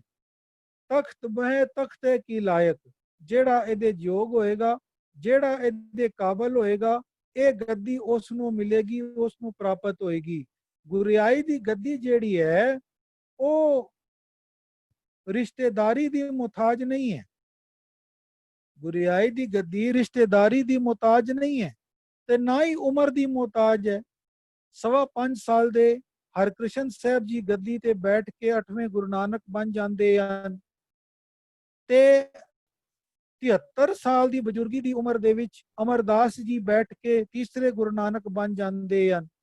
ਇਹ ਸੇਵਾ ਦੀ ਗੱਲ ਹੈ ਨਾ, ਨਮਰਤਾ ਦੀ ਗੱਲ ਹੈ। ਜਿਹੜਾ ਇਹਦੇ ਯੋਗ ਹੋਏਗਾ, ਕਾਬਲ ਹੋਏਗਾ, ਲਾਇਕ ਹੋਏਗਾ, ਇਹ ਚੀਜ਼, ਇਹ ਵਸਤੂ ਉਸ ਨੂੰ ਮਿਲੇਗੀ। ਗੁਰੂ ਨਾਨਕ ਦੇਵ ਜੀ ਮਹਾਰਾਜ ਜੀ ਦੇ ਗ੍ਰਹਿ 2 ਸੁਪੁੱਤਰ ਹੋਏ, ਬਾਬਾ ਸ਼੍ਰੀ ਚੰਦ ਜੀ ਤੇ ਬਾਬਾ ਲਖਮੀ ਚੰਦ ਜੀ। ਲੇਕਿਨ ਗੁਰੂ ਸਾਹਿਬ ਨੇ ਉਹਨਾਂ ਨੂੰ ਗੱਦੀ ਨਹੀਂ ਦਿੱਤੀ ਕਿਉਂਕਿ ਉਹਦੇ ਯੋਗ ਨਹੀਂ ਸਨ। ਗੁਰੂ ਅੰਗਦ ਦੇਵ ਜੀ ਨੂੰ ਗੱਦੀ ਦਿੱਤੀ, ਜਿਹੜੇ ਕਿ ਭਾਈ ਲਹਿਣਾ ਜੀ ਸੇਵਾ ਕਰਦੇ ਸਨ ਗੁਰੂ ਨਾਨਕ ਦੇਵ ਜੀ ਮਹਾਰਾਜ ਜੀ ਦੀ। ਉਹਨਾਂ ਨੂੰ ਗੱਦੀ ਮਿਲ ਗਈ, ਗੁਰੂ ਅੰਗਦ ਬਣ ਗਏ। ਗੁਰੂ ਅੰਗਦ ਦੇਵ ਜੀ ਮਹਾਰਾਜ ਜੀ ਨੇ ਆਪਣੇ ਪੁੱਤਰਾਂ ਨੂੰ ਗੱਦੀ ਨਹੀਂ ਦਿੱਤੀ। ਉਹਨਾਂ ਦੇ 2 ਪੁੱਤਰ ਸਨ ਤੇ ਉਹਨਾਂ ਨੂੰ ਗੱਦੀ ਨਹੀਂ ਦਿੱਤੀ, ਦਾਤੂ ਜੀ ਤੇ ਦਾਸੂ ਜੀ, ਉਹ ਵੀ ਯੋਗ ਨਹੀਂ ਸਨ। ਗੁਰੂ ਸਾਹਿਬ ਨੇ ਗੱਦੀ ਦਿੱਤੀ ਪਰਮ ਸੇਵਕ ਅਮਰਦਾਸ ਜੀ ਨੂੰ, ਤੀਸਰੇ ਗੁਰੂ ਨਾਨਕ ਬਣਾ ਦਿੱਤਾ। ਤੇ ਗੁਰੂ ਅਮਰਦਾਸ ਮਹਾਰਾਜ ਜੀ ਦੇ 2 ਪੁੱਤਰ ਸਨ, ਭਾਈ ਮੋਹਨ ਜੀ ਤੇ ਭਾਈ ਮੋਹਰੀ ਜੀ। ਗੁਰੂ ਸਾਹਿਬ ਨੇ ਉਹਨਾਂ ਨੂੰ ਵੀ ਗੱਦੀ ਨਹੀਂ ਦਿੱਤੀ ਕਿਉਂਕਿ ਉਹਦੇ ਯੋਗ ਨਹੀਂ ਸਨ। ਗੁਰੂ ਸਾਹਿਬ ਨੇ ਗੱਦੀ ਦਿੱਤੀ ਭਾਈ ਜੇਠਾ ਜੀ ਨੂੰ, ਜਿਹੜੇ ਕਿ ਸੇਵਕ ਬਿਰਤੀ ਦੇ ਵਿੱਚ ਉਹ ਗੁਰੂ ਸਾਹਿਬ ਦੇ ਪਾਸ ਆਏ ਸਨ ਤੇ ਸੇਵਾ, ਐਸੀ ਸੇਵਾ ਕੀਤੀ, ਐਸੀ ਅਨਥਕ ਪ੍ਰੇਮ ਭਰੀ ਸੇਵਾ ਕੀਤੀ ਕਿ ਜਿਹਦੇ ਨਾਲ ਪ੍ਰਸੰਨ ਹੋ ਕੇ ਗੁਰੂ ਅਮਰਦਾਸ ਮਹਾਰਾਜ ਜੀ ਨੇ ਭਾਈ ਜੇਠਾ ਜੀ ਨੂੰ ਨਾ ਕੇਵਲ ਗੱਦੀ ਦਿੱਤੀ ਬਲਕਿ ਉਸ ਤੋਂ ਪਹਿਲੇ ਆਪਣੀ ਛੋਟੀ ਸੁਪੁੱਤਰੀ ਦਾ ਵਿਵਾਹ ਵੀ ਭਾਈ ਜੇਠਾ ਜੀ ਨਾਲ ਕਰ ਦਿੱਤਾ। ਬੀਬੀ ਭਾਨੀ ਜੀ ਦਾ ਵਿਵਾਹ ਭਾਈ ਜੇਠਾ ਜੀ ਨਾਲ ਕਰ ਦਿੱਤਾ। ਫਿਰ ਵੀ ਸੇਵਾ ਵਿੱਚ ਲੱਗੇ ਰਹੇ ਤੇ ਉਹਨਾਂ ਦੀ ਸੇਵਾ ਤੋਂ ਪ੍ਰਸੰਨ ਹੋ ਕੇ ਗੁਰੂ ਸਾਹਿਬ ਨੇ ਉਹਨਾਂ ਨੂੰ, ਭਾਈ ਜੇਠਾ ਜੀ ਨੂੰ, ਗੁਰਿਆਈ ਦੀ ਗੱਦੀ ਵੀ ਦੇ ਦਿੱਤੀ। ਹੋਰ ਦੇਖੋ ਕਿੰਨੀ ਬਖਸ਼ਿਸ਼ ਕੀਤੀ ਗੁਰੂ ਅਮਰਦਾਸ ਮਹਾਰਾਜ ਜੀ ਨੇ, ਕੀ ਬਖਸ਼ਿਸ਼ ਕੀਤੀ, ਗੱਦੀ ਵੀ ਦਿੱਤੀ, ਆਪਣੀ ਛੋਟੀ ਸੁਪੁੱਤਰੀ ਦਾ ਵਿਵਾਹ ਵੀ ਕੀਤਾ ਤੇ ਆਪਣੀ ਬਾਕੀ ਬਚੀ ਹੋਈ ਉਮਰ ਵੀ ਦਿੱਤੀ। ਦੇਖੋ ਸਾਧ ਸੰਗਤ ਜੀ, ਇਹ ਇੱਕ ਸਾਡੇ ਸਿੱਖ ਇਤਿਹਾਸ ਦਾ ਬੜਾ ਆਸ਼ਚਰਜਨਕ ਕਰਨ ਵਾਲਾ ਪਹਿਲੂ ਹੈ ਕਿ ਜਿੱਥੇ ਗੁਰੂ ਅਮਰਦਾਸ ਮਹਾਰਾਜ ਜੀ ਨੇ ਗੱਦੀ ਦਿੱਤੀ, ਉੱਥੇ ਆਪਣੀ ਬਾਕੀ ਬਚੀ ਹੋਈ ਉਮਰ ਵੀ ਦਿੱਤੀ। ਆਪਣੀ ਬਾਕੀ, ਕਿਉਂਕਿ ਭਾਈ ਜੇਠਾ ਜੀ ਦੀ ਉਮਰ ਕੇਵਲ 1 ਦਿਨ ਬਾਕੀ ਸੀ, ਇਹ ਦਿਵ ਦ੍ਰਿਸ਼ਟੀ ਨਾਲ ਗੁਰੂ ਅਮਰਦਾਸ ਮਹਾਰਾਜ ਜੀ ਨੇ ਦੇਖ ਲਿਆ ਸੀ ਤੇ ਉੱਥੇ ਆਪਣੀ ਬਾਕੀ ਬਚੀ ਉਮਰ 6 ਸਾਲ 11 ਮਹੀਨੇ ਤੇ 18 ਦਿਨ ਦੀ ਉਮਰ ਵੀ ਉਹਨਾਂ ਨੇ ਗੁਰੂ ਅਮਰਦਾਸ ਮਹਾਰਾਜ ਜੀ ਨੇ ਦੇ ਦਿੱਤੀ ਤੇ ਆਖਿਆ ਕਿ ਭਾਈ ਪੁਰਖਾ, ਤੇਰੀ ਉਮਰ ਕੇਵਲ 1 ਦਿਨ ਬਚੀ ਹੈ ਤੇ ਬਾਕੀ ਬਚੀ ਹੋਈ ਉਮਰ ਮੈਂ ਆਪਣੀ ਦੇਣਾ। 6 ਸਾਲ 11 ਮਹੀਨੇ ਤੇ 19 ਦਿਨ ਤੁਸੀਂ ਗੱਦੀ ਤੇ ਬੈਠ ਕੇ ਗੁਰੂ ਨਾਨਕ ਦੇਵ ਜੀ ਮਹਾਰਾਜ ਜੀ ਦੀ ਪਰੰਪਰਾ ਨੂੰ ਅੱਗੇ ਚਲਾਣਾ, ਮਰਿਆਦਾ ਨੂੰ, ਲੰਗਰ, ਸੰਗਤ, ਪੰਗਤ ਦੀ ਪ੍ਰਥਾ ਕਾਇਮ ਰੱਖਣੀ ਹੈ। ਇਹ ਇਸ ਕਰਕੇ ਗੁਰੂ ਭਾਈ ਜੇਠਾ ਜੀ ਨੂੰ ਆਪਣੇ ਜਵਾਈ ਨੂੰ ਗੱਦੀ ਦੇ ਦਿੱਤੀ, ਉਮਰ ਵੀ ਦੇ ਦਿੱਤੀ। ਇੱਥੇ ਕਈ ਦਲੀਲਾਂ ਵੀ ਦੇ ਸਕਦੇ ਹਨ, ਤਰਕ ਵੀ ਕਰਦੇ ਹਨ ਕਿ ਐਸਾ ਪੋਸੀਬਲ ਹੈ, ਐਸਾ ਸੰਭਵ ਹੈ ਇਹਦੇ ਵਾਸਤੇ ਅਸੀਂ ਯਾਦ ਕਰੀਏ ਇਤਿਹਾਸ ਦਾ ਉਹ ਪੰਨਾ, ਜਦੋਂ ਬਾਬਰ ਦਾ ਪੁੱਤਰ ਹੁਮਾਯੂੰ ਮਰਨ ਮਰਾਨ ਹੋ ਗਿਆ, ਉਹਦੇ ਬਚਨ ਦੀ ਕੋਈ ਆਸ਼ਾ ਨਾ ਰਹੀ, ਤੇ ਉਹਦੇ ਪਿਤਾ ਬਾਬਰ ਨੇ ਆਪਣੇ ਖੁਦਾਬੰਦ ਅੱਗੇ ਅਰਦਾਸ ਕੀਤੀ, ਦੁਆ ਕੀਤੀ ਕਿ हे ਖੁਦਾਬੰਦ ਕਰੀਮ, ਇਹ ਅੱਲਾਹ ਤਾਲਾ ਮੇਰੀ ਉਮਰ ਮੇਰੇ ਪੁੱਤਰ ਹੁਮਾਯੂੰ ਨੂੰ ਲੱਗ ਜਾਏ, ਇਹ ਜੀਵਿਤ ਹੋ ਜਾਏ, ਮੈਂ ਭਾਵੇਂ ਚਲਾ ਜਾਵਾਂ। ਇਸ ਤੋਂ ਬਾਅਦ ਉਹਨੇ ਪਰਿਕਰਮਾ ਕੀਤੀ ਹੁਮਾਯੂੰ ਦੇ ਪਲੰਗ ਦੀ, ਜਿੱਥੇ ਕਿ ਜਿਹੜਾ ਕਿ ਉਹ ਬਿਮਾਰ ਪਿਆ ਹੋਇਆ ਸੀ, ਉਹਦੀ ਦੁਆ ਕਬੂਲ ਹੋ ਗਈ। ਬਾਬਰ ਜਿਸ ਨੇ ਇੰਨਾ ਜ਼ੁਲਮੀ ਸੀ, ਬੇਅੰਤ ਘਰ ਘਾਟ ਉਜਾੜੇ ਸਨ, ਉਹਨੇ ਕਤਲੇਆਮ ਮਚਾਇਆ ਸੀ, ਸਭ ਦਾ ਜ਼ੁਲਮ ਕਰਕੇ ਉਹਨਾਂ ਦਾ ਗਰੀਬਾਂ ਦਾ ਕਤਲੇਆਮ ਕੀਤਾ ਸੀ। ਜਦ ਉਹਦੀ ਦੁਆ ਕਬੂਲ ਹੋ ਸਕਦੀ ਏ, ਤੇ ਗੁਰੂ ਅਮਰਦਾਸ ਮਹਾਰਾਜ ਜੀ ਤੇ ਤ੍ਰੈਲੋਕੀ ਦੇ ਮਾਲਕ ਸਨ, ਸਰਬ ਕਲਾ ਸਮਰੱਥ ਸਨ, ਜੋ ਚਾਹਨ ਸੋ ਕਰ ਸਕਦੇ ਸਨ। ਉਹਨਾਂ ਦੀ ਅਰਦਾਸ ਕਬੂਲ ਨਹੀਂ ਹੋਏਗੀ? ਬਿਲਕੁਲ ਹੋਏਗੀ। ਇਸ ਕਰਕੇ ਸਾਧ ਸੰਗਤ ਜੀ ਆਪਣੇ ਮਨ ਵਿੱਚ ਕੋਈ ਸੰਸਾ ਨਾ ਰੱਖੀਏ, ਕੋਈ ਕਿੰਤੂ ਪਰੰਤੂ ਗੱਲ ਨਾ ਰੱਖੀਏ, ਸ਼ਰਧਾ ਰੱਖੀਏ। ਇਹ ਸੱਚਾਈ ਬਾਤ ਹੈ ਕਿ ਗੁਰੂ ਅਮਰਦਾਸ ਮਹਾਰਾਜ ਜੀ ਨੇ ਆਪਣੀ ਬਾਕੀ ਬਚੀ ਹੋਈ ਉਮਰ ਆਪਣੇ ਜਵਾਈ ਭਾਈ ਜੇਠਾ ਜੀ ਨੂੰ ਦਿੱਤੀ ਸੀ, ਤੇ ਗੁਰਿਆਈ ਦੀ ਗੱਦੀ ਵੀ ਦਿੱਤੀ ਸੀ। ਇਸ ਤੋਂ ਬਾਅਦ ਭਾਈ ਜੇਠਾ ਜੀ ਗੁਰੂ ਰਾਮਦਾਸ ਜੀ ਦੇ ਮਹਾਰਾਜ ਜੀ ਦੇ ਨਾਮ ਤੋਂ ਪ੍ਰਸਿੱਧ ਹੋ ਗਏ ਸਨ। ਕੱਲ 31 ਤਾਰੀਖ ਨੂੰ ਗੁਰੂ ਰਾਮਦਾਸ ਮਹਾਰਾਜ ਜੀ ਦਾ ਗੁਰਿਆਈ ਗੱਦੀ ਦਾ ਦਿਨ ਹੈ। ਗੁਰਿਆਈ ਗੱਦੀ ਦਾ ਦਿਨ ਹੈ। ਕੱਲ ਦੇ ਦਿਨ ਗੁਰੂ ਰਾਮਦਾਸ ਮਹਾਰਾਜ ਜੀ ਗੱਦੀ ਤੇ ਬੈਠੇ ਸਨ। ਗੁਰੂ ਅਮਰਦਾਸ ਮਹਾਰਾਜ ਜੀ ਨੇ ਉਹਨਾਂ ਨੂੰ ਗੱਦੀ ਦਿੱਤੀ ਸੀ, ਆਪਣੀ ਉਮਰ ਵੀ ਦਿੱਤੀ ਸੀ। ਤੇ ਦੇਖੋ ਅੱਗੋਂ ਗੱਦੀ ਤੇ ਬੈਠਣ ਤੋਂ ਬਾਅਦ ਗੁਰੂ ਰਾਮਦਾਸ ਲੋਕ ਭਲਾਈ ਦੇ ਪਰੋਪਕਾਰ ਦੇ ਕਿੰਨੇ ਕਿੰਨੇ ਕੰਮ ਕੀਤੇ ਹਨ। ਹਰਮੰਦਰ ਸਾਹਿਬ ਦੀ ਇਹ ਜਿਹੜੀ ਸਰੋਵਰ ਬਣਾਇਆ, ਇਹ ਨਗਰ ਵਸਾਇਆ, ਅੰਮ੍ਰਿਤਸਰ ਨਗਰ ਵਸਾਇਆ, ਇਹਦੇ ਵਿੱਚ ਰੌਣਕਾਂ ਵਧਾਈਆਂ, ਸਾਰੀਆਂ ਵਪਾਰੀਆਂ ਨੂੰ ਸੁਵਿਧਾਵਾਂ ਦੇ ਕੇ ਰੌਣਕਾਂ ਵਧਾਈਆਂ, ਸੁਵਿਧਾਵਾਂ ਦਿੱਤੀਆਂ, ਨਗਰ ਵਸਾਏ। ਇਹਦਾ ਨਾਮ ਪਹਿਲਾਂ ਸੀ ਰਾਮਦਾਸ ਚੱਕ, ਫਿਰ ਹੋਇਆ ਰਾਮਦਾਸਪੁਰ, ਫਿਰ ਹੁਣ ਵਰਤਮਾਨ ਦੇ ਵਿੱਚ ਹੁਣ ਅਸੀਂ ਦੇਖਨੇ ਆ ਇਹਦਾ ਨਾਮ ਪ੍ਰਸਿੱਧ ਹੈ ਸ਼੍ਰੀ ਅੰਮ੍ਰਿਤਸਰ ਸਾਹਿਬ। ਕਿਉਂਕਿ ਗੁਰੂ ਸਾਹਿਬ ਨੇ ਵਸਾਇਆ, ਇਹਦਾ ਨਾਮ ਅੰਮ੍ਰਿਤਸਰ ਸਾਹਿਬ ਅਸੀਂ ਕਹਿ ਕੇ ਸੰਬੋਧਨ ਕਰਨੇ ਆ। ਉਸ ਸਥਾਨ ਤੇ ਉਸ ਨਗਰ ਦੇ ਵਿੱਚ ਜਿਹੜਾ ਵੀ ਸ਼ਰਧਾਵਾਨ ਜਾਂਦਾ ਹੈ, ਉੱਥੇ ਦਾ ਮਾਹੌਲ ਦੇਖ ਕੇ, ਸ਼ਾਂਤੀ ਦਾ ਵਾਤਾਵਰਣ ਦੇਖ ਕੇ ਬਦੋ ਬਦੀ ਮੂੰਹ ਨਿਕਲ ਪੈਂਦਾ ਹੈ, ਡਿੱਠੇ ਸਭੇ ਥਾਂ ਨਹੀਂ ਤੁਧ ਜਿਹਾ, ਬਧੋ ਪੁਰਖ ਵਿਧਾਤੇ ਤਹਾਂ ਤੂੰ ਸੋਹਿਆ, ਵਸਦੀ ਸਗਨੇ ਅਪਾਰ ਅਨੂਪ ਰਾਮਦਾਸਪੁਰ, ਹਰ ਹਾਂ ਨਾਨਕ ਕਸਮਲ ਜਾਏ ਨਹਾਈਏ ਰਾਮਦਾਸ ਸਰ। ਅੰਮ੍ਰਿਤਸਰ ਸਾਹਿਬ ਨਗਰ ਵਸਾਇਆ। ਤੇ ਸਭ ਤੋਂ ਵੱਧ ਕੇ ਗੁਰੂ ਰਾਮਦਾਸ ਮਹਾਰਾਜ ਜੀ ਨੇ ਸਿੱਖ ਧਰਮ ਦੀ ਵਿਵਾਹ ਮਰਿਆਦਾ ਕਾਇਮ ਕੀਤੀ। 4 ਲਾਵਾਂ ਰਚ ਕੇ ਗੁਰੂ ਰਾਮਦਾਸ ਮਹਾਰਾਜ ਜੀ ਨੇ 4 ਲਾਵਾਂ ਦਾ ਉਚਾਰਨ ਕਰਕੇ ਸਿੱਖ ਧਰਮ ਦੀ ਵਿਵਾਹ ਮਰਿਆਦਾ ਕਾਇਮ ਕੀਤੀ। ਜਦੋਂ ਵਿਵਾਹ ਹੁੰਦਾ ਤੇ 4 ਲਾਵਾਂ ਪੜੀਆਂ ਜਾਂਦੀਆਂ ਹਨ, ਫੇਰੇ ਹੁੰਦੇ ਹਨ। ਉਹ 4 ਲਾਵਾਂ ਗੁਰੂ ਰਾਮਦਾਸ ਮਹਾਰਾਜ ਜੀ ਨੇ ਉਚਾਰਨ ਕੀਤੀਆਂ ਸਨ। ਸਿੱਖ ਧਰਮ ਦੀ ਵਿਵਾਹ ਮਰਿਆਦਾ ਕਾਇਮ ਕੀਤੀ ਗੁਰੂ ਰਾਮਦਾਸ ਮਹਾਰਾਜ ਜੀ ਨੇ। ਤੇ ਲੋਕ ਭਲਾਈ ਦੇ ਪਰਉਪਕਾਰ ਦੇ ਬੜੇ ਬੜੇ ਕੰਮ ਕੀਤੇ ਹਨ। ਗੁਰੂ ਰਾਮਦਾਸ ਮਹਾਰਾਜ ਜੀ ਦੇ ਗ੍ਰਹਿ ਦੇਖੋ 3 ਸੁਪੁੱਤਰ ਹੋਏ।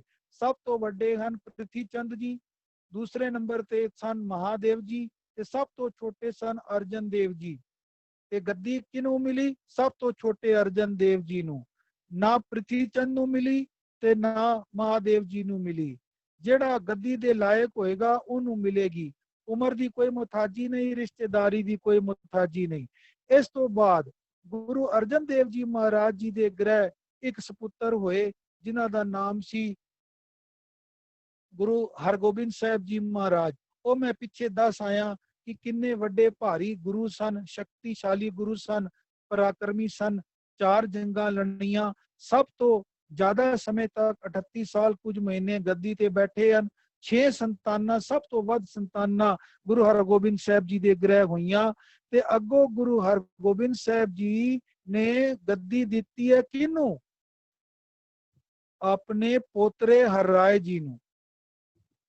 ਗੁਰੂ ਸਾਹਿਬ ਨੇ, ਗੁਰੂ ਹਰਗੋਬਿੰਦ ਸਾਹਿਬ ਜੀ ਨੇ ਆਪਣੇ ਪੋਤਰੇ, ਜਿਹੜੇ ਕਿ ਸਭ ਤੋਂ ਵੱਡੇ ਪੁੱਤਰ ਬਾਬਾ ਗੁਰਦਿੱਤਾ ਜੀ ਦੇ ਸੁਪੁੱਤਰ ਸਨ, ਛੋਟੇ, ਉਹਨਾਂ ਨੂੰ ਗੱਦੀ ਦਿੱਤੀ ਕੇਵਲ 14 ਸਾਲ ਦੀ ਉਮਰ ਦੇ ਵਿੱਚ, ਕਿਉਂਕਿ ਗੱਦੀ ਦੇ ਲਾਇਕ ਹੋਈ ਸਨ। ਉਹਨਾਂ ਨੂੰ ਗੱਦੀ ਪ੍ਰਾਪਤ ਹੋਈ। ਗੁਰੂ ਹਰਿਰਾਏ ਸਾਹਿਬ ਜੀ ਨੇ ਅੱਗੋਂ ਗੱਦੀ ਦਿੱਤੀ ਹਰਕ੍ਰਿਸ਼ਨ ਸਾਹਿਬ ਜੀ ਨੂੰ। ਗੁਰੂ ਹਰਿਰਾਏ ਸਾਹਿਬ ਜੀ ਦੇ ਘਰ ਦੋ ਸੁਪੁੱਤਰ ਹੋਏ। ਵੱਡੇ ਸਨ ਰਾਮ ਰਾਏ ਜੀ, ਛੋਟੇ ਸਨ ਹਰਿਕ੍ਰਿਸ਼ਨ ਜੀ। ਤੇ ਰਾਮ ਰਾਏ ਜੀ ਚੂੰਕਿ ਨੇ ਉਹਨਾਂ ਨੇ ਔਰੰਗਜ਼ੇਬ ਦੇ ਦਰਬਾਰ ਵਿੱਚ ਜਾ ਕੇ ਤੁਕ ਪਲਟਾਈ ਸੀ ਗੁਰਬਾਣੀ ਦੀ, ਉਹਨੂੰ ਜਾਇਜ਼ ਨਾਜਾਇਜ਼ ਕਰਾਮਾਤਾਂ ਦਿਖਾਈਆਂ ਸਨ। ਇਸ ਕਰਕੇ ਉਹ ਗੱਦੀ ਦੇ ਅਯੋਗ ਹੋ ਗਏ, ਉਹਨਾਂ ਨੂੰ ਗੱਦੀ ਨਹੀਂ ਮਿਲੀ। ਗੱਦੀ ਮਿਲੀ ਛੋਟੇ ਹਰਿਕ੍ਰਿਸ਼ਨ ਸਾਹਿਬ ਜੀ ਨੂੰ ਕੇਵਲ 5.25 ਸਾਲ ਦੀ ਉਮਰ ਦੇ ਵਿੱਚ। ਤੇ ਗੱਦੀ ਥੋੜਾ 2.5 ਸਾਲ ਬੈਠੇ ਹਨ ਦਿੱਲੀ ਵਿੱਚ। ਚੇਚਕ ਦੀ ਮਹਾਮਾਰੀ ਲੋਕਾਂ ਦੇ ਦੁੱਖ ਦੂਰ ਕਰਦੇ ਕਰਦੇ ਉਹ ਆਪ ਵੀ ਚੇਚਕ ਦੀ ਮਹਾਮਾਰੀ ਦੀ ਚਪੇਟ ਵਿੱਚ ਆ ਗਏ ਤੇ ਪਰਲੋਕ ਗਮਨ ਕਰ ਗਏ। ਗੁਰੂ ਬਾਲਾ ਪ੍ਰੀਤਮ ਗੁਰੂ ਹਰਿਕ੍ਰਿਸ਼ਨ ਸਾਹਿਬ ਜੀ ਦੇ ਚਰਨਾਂ ਵਿੱਚ ਅਰਦਾਸ ਬੇਨਤੀ, ਮਹਾਰਾਜ ਜਿਸ ਪ੍ਰਕਾਰ ਤੁਸੀਂ ਉਦੋਂ ਲੋਕਾਂ ਦੇ ਦੁੱਖ ਦੂਰ ਕੀਤੇ ਸਨ, ਮਹਾਮਾਰੀਆਂ ਦੂਰ ਕੀਤੀਆਂ ਸਨ, ਬਿਮਾਰੀਆਂ ਦੂਰ ਕੀਤੀਆਂ ਸਨ, ਲੋਕਾਂ ਨੂੰ ਦੇਹ ਰੋਗਤਾ ਬਖਸ਼ੀ ਸੀ, ਲੋਕਾਂ ਨੂੰ ਸਿਹਤਯਾਬੀ ਤੰਦਰੁਸਤੀ ਬਖਸ਼ੀ ਸੀ, ਉਸੇ ਤਰ੍ਹਾਂ ਮਹਾਰਾਜ ਹੁਣ ਵੀ ਕਿਰਪਾ ਕਰੋ। ਇਸ ਫੈਲੀ ਹੋਈ ਮਹਾਮਾਰੀ ਤੋਂ ਆਪਣਾ ਹੱਥ ਦੇ ਕੇ ਲੋਕਾਂ ਨੂੰ ਬਚਾਓ। रोगी का प्रभ खंडो रोग, दुखिए का मिटावो प्रभ सोग, मेरा वैद गुरु गोबिंदा, हर हर नाम औखद मुख देवे काटे जम की फंदा। महाराज मेहर करो, मेहर करो, इस बीमारियां तो महामारियां तो अपना हाथ दे के बचाओ। ते 2.5 साल गद्दी ते बैठे हैं हरकृष्ण ਸਾਹਿਬ जी। ते परलोक गमन करन तो पहला बचन कर गए बाबा बकाले। बाबा मतलब यानी मेरे दादा जी दे भरा गुरु तेग बहादुर जी। ते बकाले पिंड विच रहन वाले तेग बहादुर जी अगले गुरु होणगे। 9वें गुरु बन गए गुरु तेग बहादुर जी। उन्हां दे पुत्र गुरु गोबिंद सिंह जी महाराज 9 साल की उम्र दे विच गद्दी विच बैठे हैं। ते इधर गुरु गोबिंद सिंह महाराज जी नांदेड़ विखे कह रहे हैं सारियां संगतां नूं, संगतां जी ਤੁਸੀਂ ਦੇਖਿਆ ਹੈ ਕਿ ਦੇਹਧਾਰੀ ਗੁਰੂ ਦੀ ਪਰੰਪਰਾ ਅੱਜ ਤੋਂ ਸਮਾਪਤ ਕੀਤੀ ਜਾ ਰਹੀ ਹੈ, ਕਿਉਂਕਿ ਗੁਰਗੱਦੀ ਹਮੇਸ਼ਾ ਹੀ ਝਗੜੇ ਦਾ ਕਾਰਨ ਰਹੀ ਹੈ। ਜਿਹਨੂੰ ਨਹੀਂ ਮਿਲਦੀ ਹੈ ਉਹ ਲੜਾਈ ਝਗੜਾ ਕਰਦਾ ਹੈ, ਵੈਰ ਵਿਰੋਧ ਕਰਦਾ ਹੈ। ਇਸ ਕਰਕੇ ਇਹ ਦੇਹਧਾਰੀ ਗੁਰੂ ਦੀ ਪਰੰਪਰਾ ਸਮਾਪਤ ਕਰਕੇ ਅਸੀਂ ਗੱਦੀ ਦੇ ਚੱਲੇ ਹਾਂ ਗੁਰੂ ਗ੍ਰੰਥ ਸਾਹਿਬ ਜੀ ਨੂੰ। ਗੁਰੂ ਗ੍ਰੰਥ ਸਾਹਿਬ ਜੀ ਨੂੰ ਗੁਰੂ ਥਾਪਿਆ, ਉਹਦੇ ਅੱਗੇ ਮੱਥਾ ਟੇਕਿਆ, ਕੜਾ ਪ੍ਰਸ਼ਾਦ ਕਰਕੇ 3 ਪਰਿਕਰਮਾ ਕੀਤੀਆਂ ਤੇ ਸਾਰੀਆਂ ਸੰਗਤਾਂ ਨੂੰ ਹੁਕਮ ਕਰ ਦਿੱਤਾ ਕਿ ਆਗਿਆ ਭਈ ਅਕਾਲ ਕੀ, ਤਬੀ ਚਲਾਇਓ ਪੰਥ, सब सिखन को हुक्म है गुरु मान्यो ग्रंथ। गुरु ग्रंथ जी मान्यो प्रगट गुरा की दे, जो प्रभ को मिल बोच है खोज शब्द में ले। जेड़ा मेरे 5 ਭੂਦਕ शरीर दे दर्शन करना चाहे, ओ 5 ਸਿੰਘਾਂ ਨੂੰ ਤਿਆਰ ਬਰ ਤਿਆਰ ਸਿੰਘਾਂ ਨੂੰ ਪ੍ਰਸ਼ਾਦਾ ਛਕਾਵੇ, ਅਰਦਾਸ ਕਰਾਵੇ ਤੇ ਗੁਰਬਾਣੀ ਦਾ ਪਾਠ ਕਰੇ, ਉਹਨੂੰ ਮੇਰੇ ਪ੍ਰਤੱਖ ਦਰਸ਼ਨ ਹੋ ਜਾਣ ਦੇ। ਇਸ ਪ੍ਰਕਾਰ ਦੇ ਵਰਦਾਨ ਗੁਰੂ ਗੋਬਿੰਦ ਸਿੰਘ ਮਹਾਰਾਜ ਜੀ ਨੇ ਦੇ ਕੇ ਤੇ ਗੁਰੂ ਗ੍ਰੰਥ ਸਾਹਿਬ ਜੀ ਨੂੰ ਗੁਰੂ ਥਾਪਿਆ ਨਾਂਦੇੜ ਵਿਖੇ। ਇਹ ਸਮਾਂ ਸੀ ਅਕਤੂਬਰ ਸਨ 1708 ਈਸਵੀ ਦਾ। ਗੁਰਿਆਈ ਦੀ ਗੱਦੀ ਦੇ ਦਿੱਤੀ ਤੇ ਸਾਰੀਆਂ ਸੰਗਤਾਂ ਨੂੰ ਇਕੱਠੀ ਕਰਕੇ ਇਸ ਪ੍ਰਕਾਰ ਗੁਰੂ ਸਾਹਿਬ ਨੇ ਹੁਕਮ ਕਰ ਦਿੱਤਾ ਕਿ ਅਸੀਂ ਹੁਣ परलोक गमन कर जाना है। सारियां संगतां नु गुरु साहब ने फतेह बुलाई ते आप परलोक गमन कर गए। ये सारा इतिहास आप जी दे समक्ष रखा गया है, क्योंकि कल 29 तारीख ਨੂੰ गुरु गोबिंद सिंह महाराज जी ने ये ਜਿਹੜਾ ग्रंथ साहब जी संपूर्णता करवाई सी वो इतिहास सी। ते कल आने वाली 31 तारीख ਨੂੰ गुरु रामदास महाराज जी की गुरियाई गद्दी का दिन है। ये इतिहास सारा आप जी के समक्ष रखा गया है। इतिहास बोलदियां, व्याख्या करदियां, साखियां सुनांदियां, प्रसंग सुनांदियां अनेकों प्रकार दियां भुलां गलतियां हो जांदियां हन। गुरु महाराज आप संगत रूप हो, बख्शण जोग हो। हुण सारे धन्नवाद करना है। सब तो पहला ते धन्नवाद है गुरु साहिब दा, परम पिता परमेश्वर जी दा, अकाल पुरख दा धन्नवाद है। फिर धन्नवाद है गुरु ग्रंथ साहब जी महाराज जी का। फिर जेड़े सेवा करते हैं सरदार जगजीत सिंह जी आनंद गुणगांव वाले, बाऊ जय किशन आनंद जी अते समूह साध संगत गुर भजन सेवा ट्रस्ट गुणगांव, ये सारे जेड़े की सेवा निभा रहे हैं, सब का तहे दिलों धन्नवाद है। ਜਿਨ੍ਹਾਂ ਨੇ ਅੱਜ ਦਾਸ ਨੂੰ ਇਹ ਸਮਾਂ ਬਖਸ਼ ਕਰਕੇ ਨਿਵਾਜਿਆ ਹੈ। ਗੁਰੂ ਮਹਾਰਾਜ ਰਹਿਮਤ करे, ਕਿਰਪਾ करे, ਬਖਸ਼ਿਸ਼ करे, ਆਪਣੀ ਕਿਰਪਾ ਦ੍ਰਿਸ਼ਟੀ ਸਦਾ ਬਣਾਏ ਰੱਖੇ। ਇਹਨਾਂ ਨੂੰ ਵੀਰਾਂ ਨੂੰ ਵਾਹਿਗੁਰੂ ਹੋਰ ਬਲ ਬਖਸ਼ੇ ਤਾਂ ਜੇ ਇਸੇ ਪ੍ਰਕਾਰ ਵੱਧ ਚੜ ਕੇ ਸੇਵਾ ਕਰਦੇ ਰਹਿਣ ਤੇ ਲਾਹਾ ਖੱਟਦੇ ਰਹਿਣ। ਸੋ ਅਗਲਾ ਪ੍ਰੋਗਰਾਮ ਆਪ ਜੀ ਬੜੇ ਪਿਆਰ ਅਤੇ ਸਤਿਕਾਰ ਦੇ ਨਾਲ ਸਰਵਨ ਕਰੋ।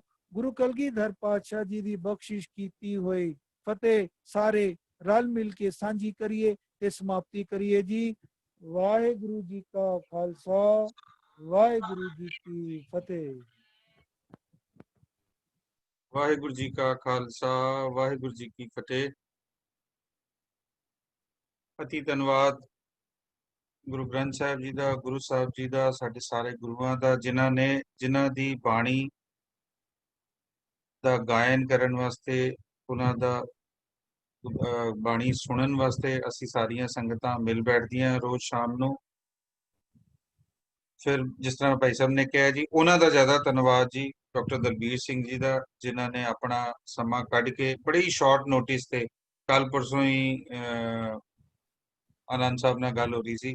ਆਨੰਦ ਸਾਹਿਬ ਤੋਂ ਮੇਰਾ ਮਤਲਬ ਜੇ ਕੇ ਆਨੰਦ ਜੀ, ਜੈ ਕਿਸ਼ਨ ਆਨੰਦ ਜੀ, ਤੇ ਉਹਨਾਂ ਦੇ ਨਾਲ ਗੱਲ ਹੋਈ ਤੇ ਅਚਾਨਕ ਹੀ ਇਹ ਗੱਲ ਬਣੀ, ਹੁੰਦਿਆਂ ਇਹ ਗੱਲ ਚੱਲੀ ਜੀ ਕਿ ਅਗਰ ਜੇ ਅਸੀਂ ਭਾਈ ਸਾਹਿਬ ਨੂੰ ਬੇਨਤੀ ਕਰਕੇ ਦੇਖੀਏ ਤੇ ਉਹਨਾਂ ਨੇ ਉਹ ਬੜੀ ਸ਼ਾਰਟ ਨੋਟਿਸ ਤੇ ਬੇਨਤੀ ਪ੍ਰਵਾਨ ਵੀ ਕੀਤੀ ਜੀ, ਤੇ ਬੜੇ ਹੀ ਚੰਗੇ ਸੁਚੱਜੇ ਤੇ ਸਰਲ ਢੰਗ ਦੇ ਨਾਲ ਜਿਹੜੀ ਹੈ ਸੰਗਤਾਂ ਨੂੰ ਬਾਣੀ, ਅੱਜ ਦੇ ਜਿਹੜਾ ਕੱਲ ਦਾ ਦਿਨ ਦਾ ਮਹੱਤਵ ਤੇ ਆਉਣ ਵਾਲਾ ਜਿਹੜਾ ਦਿਨ ਹੈ ਕੱਲ ਦਾ, ਉਹਦੇ ਬਾਰੇ ਸਾਨੂੰ ਗਿਆਨ ਦਿੱਤਾ ਜੀ। ਅੱਗੇ ਵੀ ਬੇਨਤੀ ਕਰਾਂਗੇ ਜੀ ਕਿ ਇਸੇ ਤਰੀਕੇ ਜਿਸ ਤਰ੍ਹਾਂ ਵੀ ਗੁਰੂ ਸਾਹਿਬ ਦੇ ਜਿਹੜੇ ਜਿਸ ਤਰ੍ਹਾਂ ਵੀ ਸਾਡੇ ਜਿਹੜੇ ਦਿਨ ਨੇ, ਅਸੀਂ ਬਿਲਕੁਲ ਹੀ ਕਿਸੇ ਜਗ੍ਹਾ ਤੋਂ ਇਹ ਸੁਣਿਆ ਸੀ ਜੀ ਕਿ ਅਸੀਂ ਆਪਣੇ ਦਿਨ ਸਾਰੇ ਯਾਦ ਰੱਖਦੇ ਹਾਂ ਜੀ, ਬੱਚਿਆਂ ਦੇ, ਵੱਡਿਆਂ ਦੇ, ਛੋਟਿਆਂ ਦੇ, ਸਭ ਦੇ। ਤੋ ਅਸੀਂ ਇਹ ਐਟਲੀਸਟ ਹੋਰਾਂ ਦਿਨਾਂ ਦਾ ਤਾਂ ਨਹੀਂ ਪਤਾ, ਪਰ ਇਹ ਲਾਕਡਾਊਨ ਦੇ ਦਿਨਾਂ ਦੇ ਵਿੱਚ ਇਹ ਹੋਇਆ ਕਿ ਗੁਰੂ ਸਾਹਿਬ ਨੇ ਸਾਨੂੰ ਸਾਰੇ ਜਿਹੜੇ ਦਿਨ ਨੇ ਇੱਕ ਇੱਕ ਯਾਦ ਰਖਵਾਏ ਨੇ। ਮੇਰਾ ਖਿਆਲ ਅਸੀਂ ਆਲਮੋਸਟ 4.25 ਮਹੀਨੇ ਤੋਂ ਸੰਗਤਾਂ ਸਾਰੀਆਂ ਜੁੜਦੀਆਂ, ਸ਼ਾਇਦ ਜਿਸ ਦਿਨ ਕਦੀ ਮਿਸ ਵੀ ਹੋ ਜਾਂਦਾ ਹੈ ਤੇ ਜਿਹੜੇ ਸਾਡੇ ਤੋਂ, ਜਿਵੇਂ ਮੈਂ ਉਸ ਦਿਨ ਕਹਿ ਰਿਹਾ ਸੀ ਕਿ ਜੀ ਸਾਡੇ ਤੋਂ ਜਿਹੜੇ ਥੋੜੇ ਜੇ ਉੱਚੇ ਨੇ, ਫਿਰ ਉਹਨਾਂ ਤੋਂ ਵੀ ਜਿਹੜੇ ਉੱਚੇ ਨੇ ਉਹ ਕੋਈ ਸਮਾਗਮ ਕਰਦੇ ਨੇ, ਕੋਈ ਵਿਚਾਰ ਦਿੰਦੇ ਨੇ, ਤੇ ਉਹਦੇ ਨਾਲ ਫਟਾਫਟ ਪਤਾ ਚੱਲ ਜਾਂਦਾ ਜੀ ਉਹ ਜਿਹੜਾ ਦਿਨ ਹੈ ਅਸੀਂ ਅੱਜ ਮਿਸ ਕਰ ਰਹੇ ਹਾਂ। ਕਈ ਵਾਰੀ ਤਾਂ ਇਦਾਂ ਹੁੰਦਾ ਕਿ 11-12 ਵਜੇ ਪਤਾ ਚੱਲਦਾ ਹੈ, ਤੇ ਅਸੀਂ ਕੋਸ਼ਿਸ਼ ਕਰਦੇ ਹਾਂ ਕਿ ਅੱਜ ਦਾ ਜਿਹੜਾ ਦਿਨ ਹੈ ਉਸ ਵਿਸ਼ੇਸ਼ ਤੌਰ ਤੇ ਉਹ ਸਮਰਪਿਤ ਹੈ ਜੀ। ਅਤੀ ਧੰਨਵਾਦ ਸਾਰੀਆਂ ਸੰਗਤਾਂ ਦਾ ਵੀ, ਜਿਨ੍ਹਾਂ ਨੇ ਸੱਦੇ ਤੇ ਆ ਕੇ ਨਾ ਸਿਰਫ ਬਾਣੀ ਨਾਲ ਆਪਣੇ ਆਪ ਨੂੰ ਨਿਹਾਲ ਕੀਤਾ, ਨਾਲ ਹੀ ਮਾਣ ਬਖਸ਼ਿਆ ਸਾਡੇ ਡਾਕਟਰ ਸਾਹਿਬ ਨੂੰ, ਡਾਕਟਰ ਦਲਬੀਰ ਸਿੰਘ ਜੀ ਨੂੰ। ਸੋ ਸਾਰੀਆਂ ਸੰਗਤਾਂ ਦਾ ਧੰਨਵਾਦ ਜੀ। ਹੁਣ ਰਹਿਣ ਦੇ ਜਿਹੜੇ ਪ੍ਰੋਗਰਾਮ ਨੇ ਉਹਦੇ ਵਿੱਚ ਚੌਪਈ ਸਾਹਿਬ ਦੀ ਸੇਵਾ ਡਾਕਟਰ ਹਰਪ੍ਰੀਤ ਸਿੰਘ ਜੀ ਕੈਨੇਡਾ ਤੋਂ ਕਰਨਗੇ। ਆਨੰਦ ਸਾਹਿਬ ਦੀ ਸੇਵਾ ਡਾਕਟਰ ਹਰਪ੍ਰੀਤ ਸਿੰਘ ਜੀ ਕਰਨਗੇ। ਚੌਪਈ ਸਾਹਿਬ ਦੀ ਸੇਵਾ ਸਾਡੇ ਭੈਣ ਜੀ ਸਨੇਹ ਮਦਾਨ ਜੀ ਕਰਨਗੇ। ਅਰਦਾਸ ਦੀ ਸੇਵਾ ਸਾਡੇ ਭੈਣ ਜੀ ਹਰਜਿੰਦਰ ਕੌਰ ਜੀ ਕਰਨਗੇ, ਤੇ ਪਰਿਵਾਰ ਵੱਲੋਂ ਸਾਡੇ ਵੱਲੋਂ ਇੱਥੋਂ ਹੁਕਮਨਾਮੇ ਦੀ ਸੇਵਾ ਹੋਏਗੀ ਜੀ। ਵਾਹਿਗੁਰੂ ਜੀ ਕਾ ਖਾਲਸਾ, ਵਾਹਿਗੁਰੂ ਜੀ ਕੀ ਫਤਿਹ।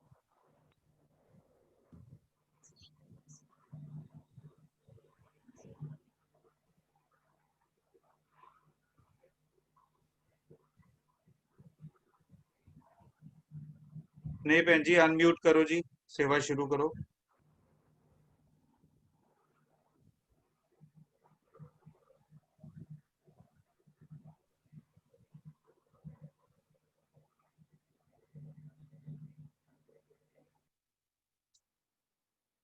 ਭੈਣ ਜੀ ਅਨਮਿਊਟ ਕਰੋ ਜੀ ਪਹਿਲੇ।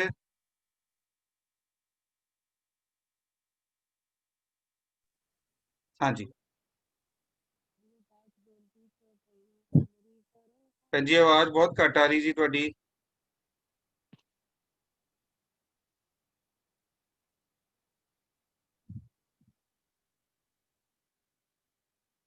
ਮਦਾਨ ਸਾਹਿਬ ਵਾਲੇ ਫੋਨ ਤੋਂ ਨਹੀਂ ਤੇ ਤੁਸੀਂ ਕਨੈਕਟ ਹੋ ਜਾਓ ਜੀ, ਉਹਨਾਂ ਦੇ 'ਚ ਆਵਾਜ਼ ਠੀਕ ਆਉਂਦੀ ਹੈ। ਨਹੀਂ ਭੈਣ ਜੀ, ਆਵਾਜ਼ ਨਹੀਂ ਆ ਰਹੀ ਜੀ।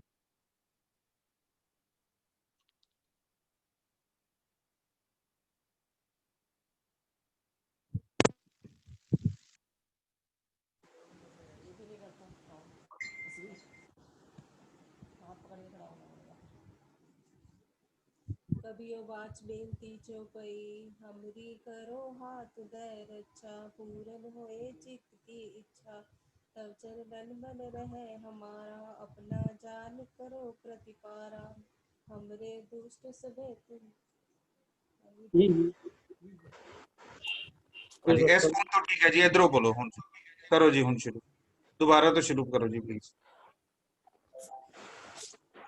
फोटो नहीं आ रही ठीक है। हाँ जी हुन ठीक है भैन जी, करो जी करो, हुन ठीक है बिल्कुल आवाज।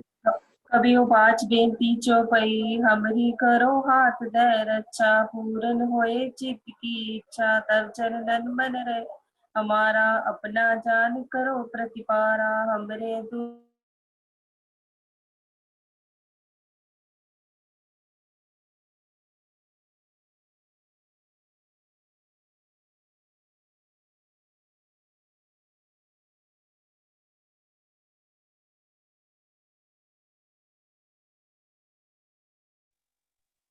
हरप्रीत भैन जी तुसी सेवा शुरू करो जी।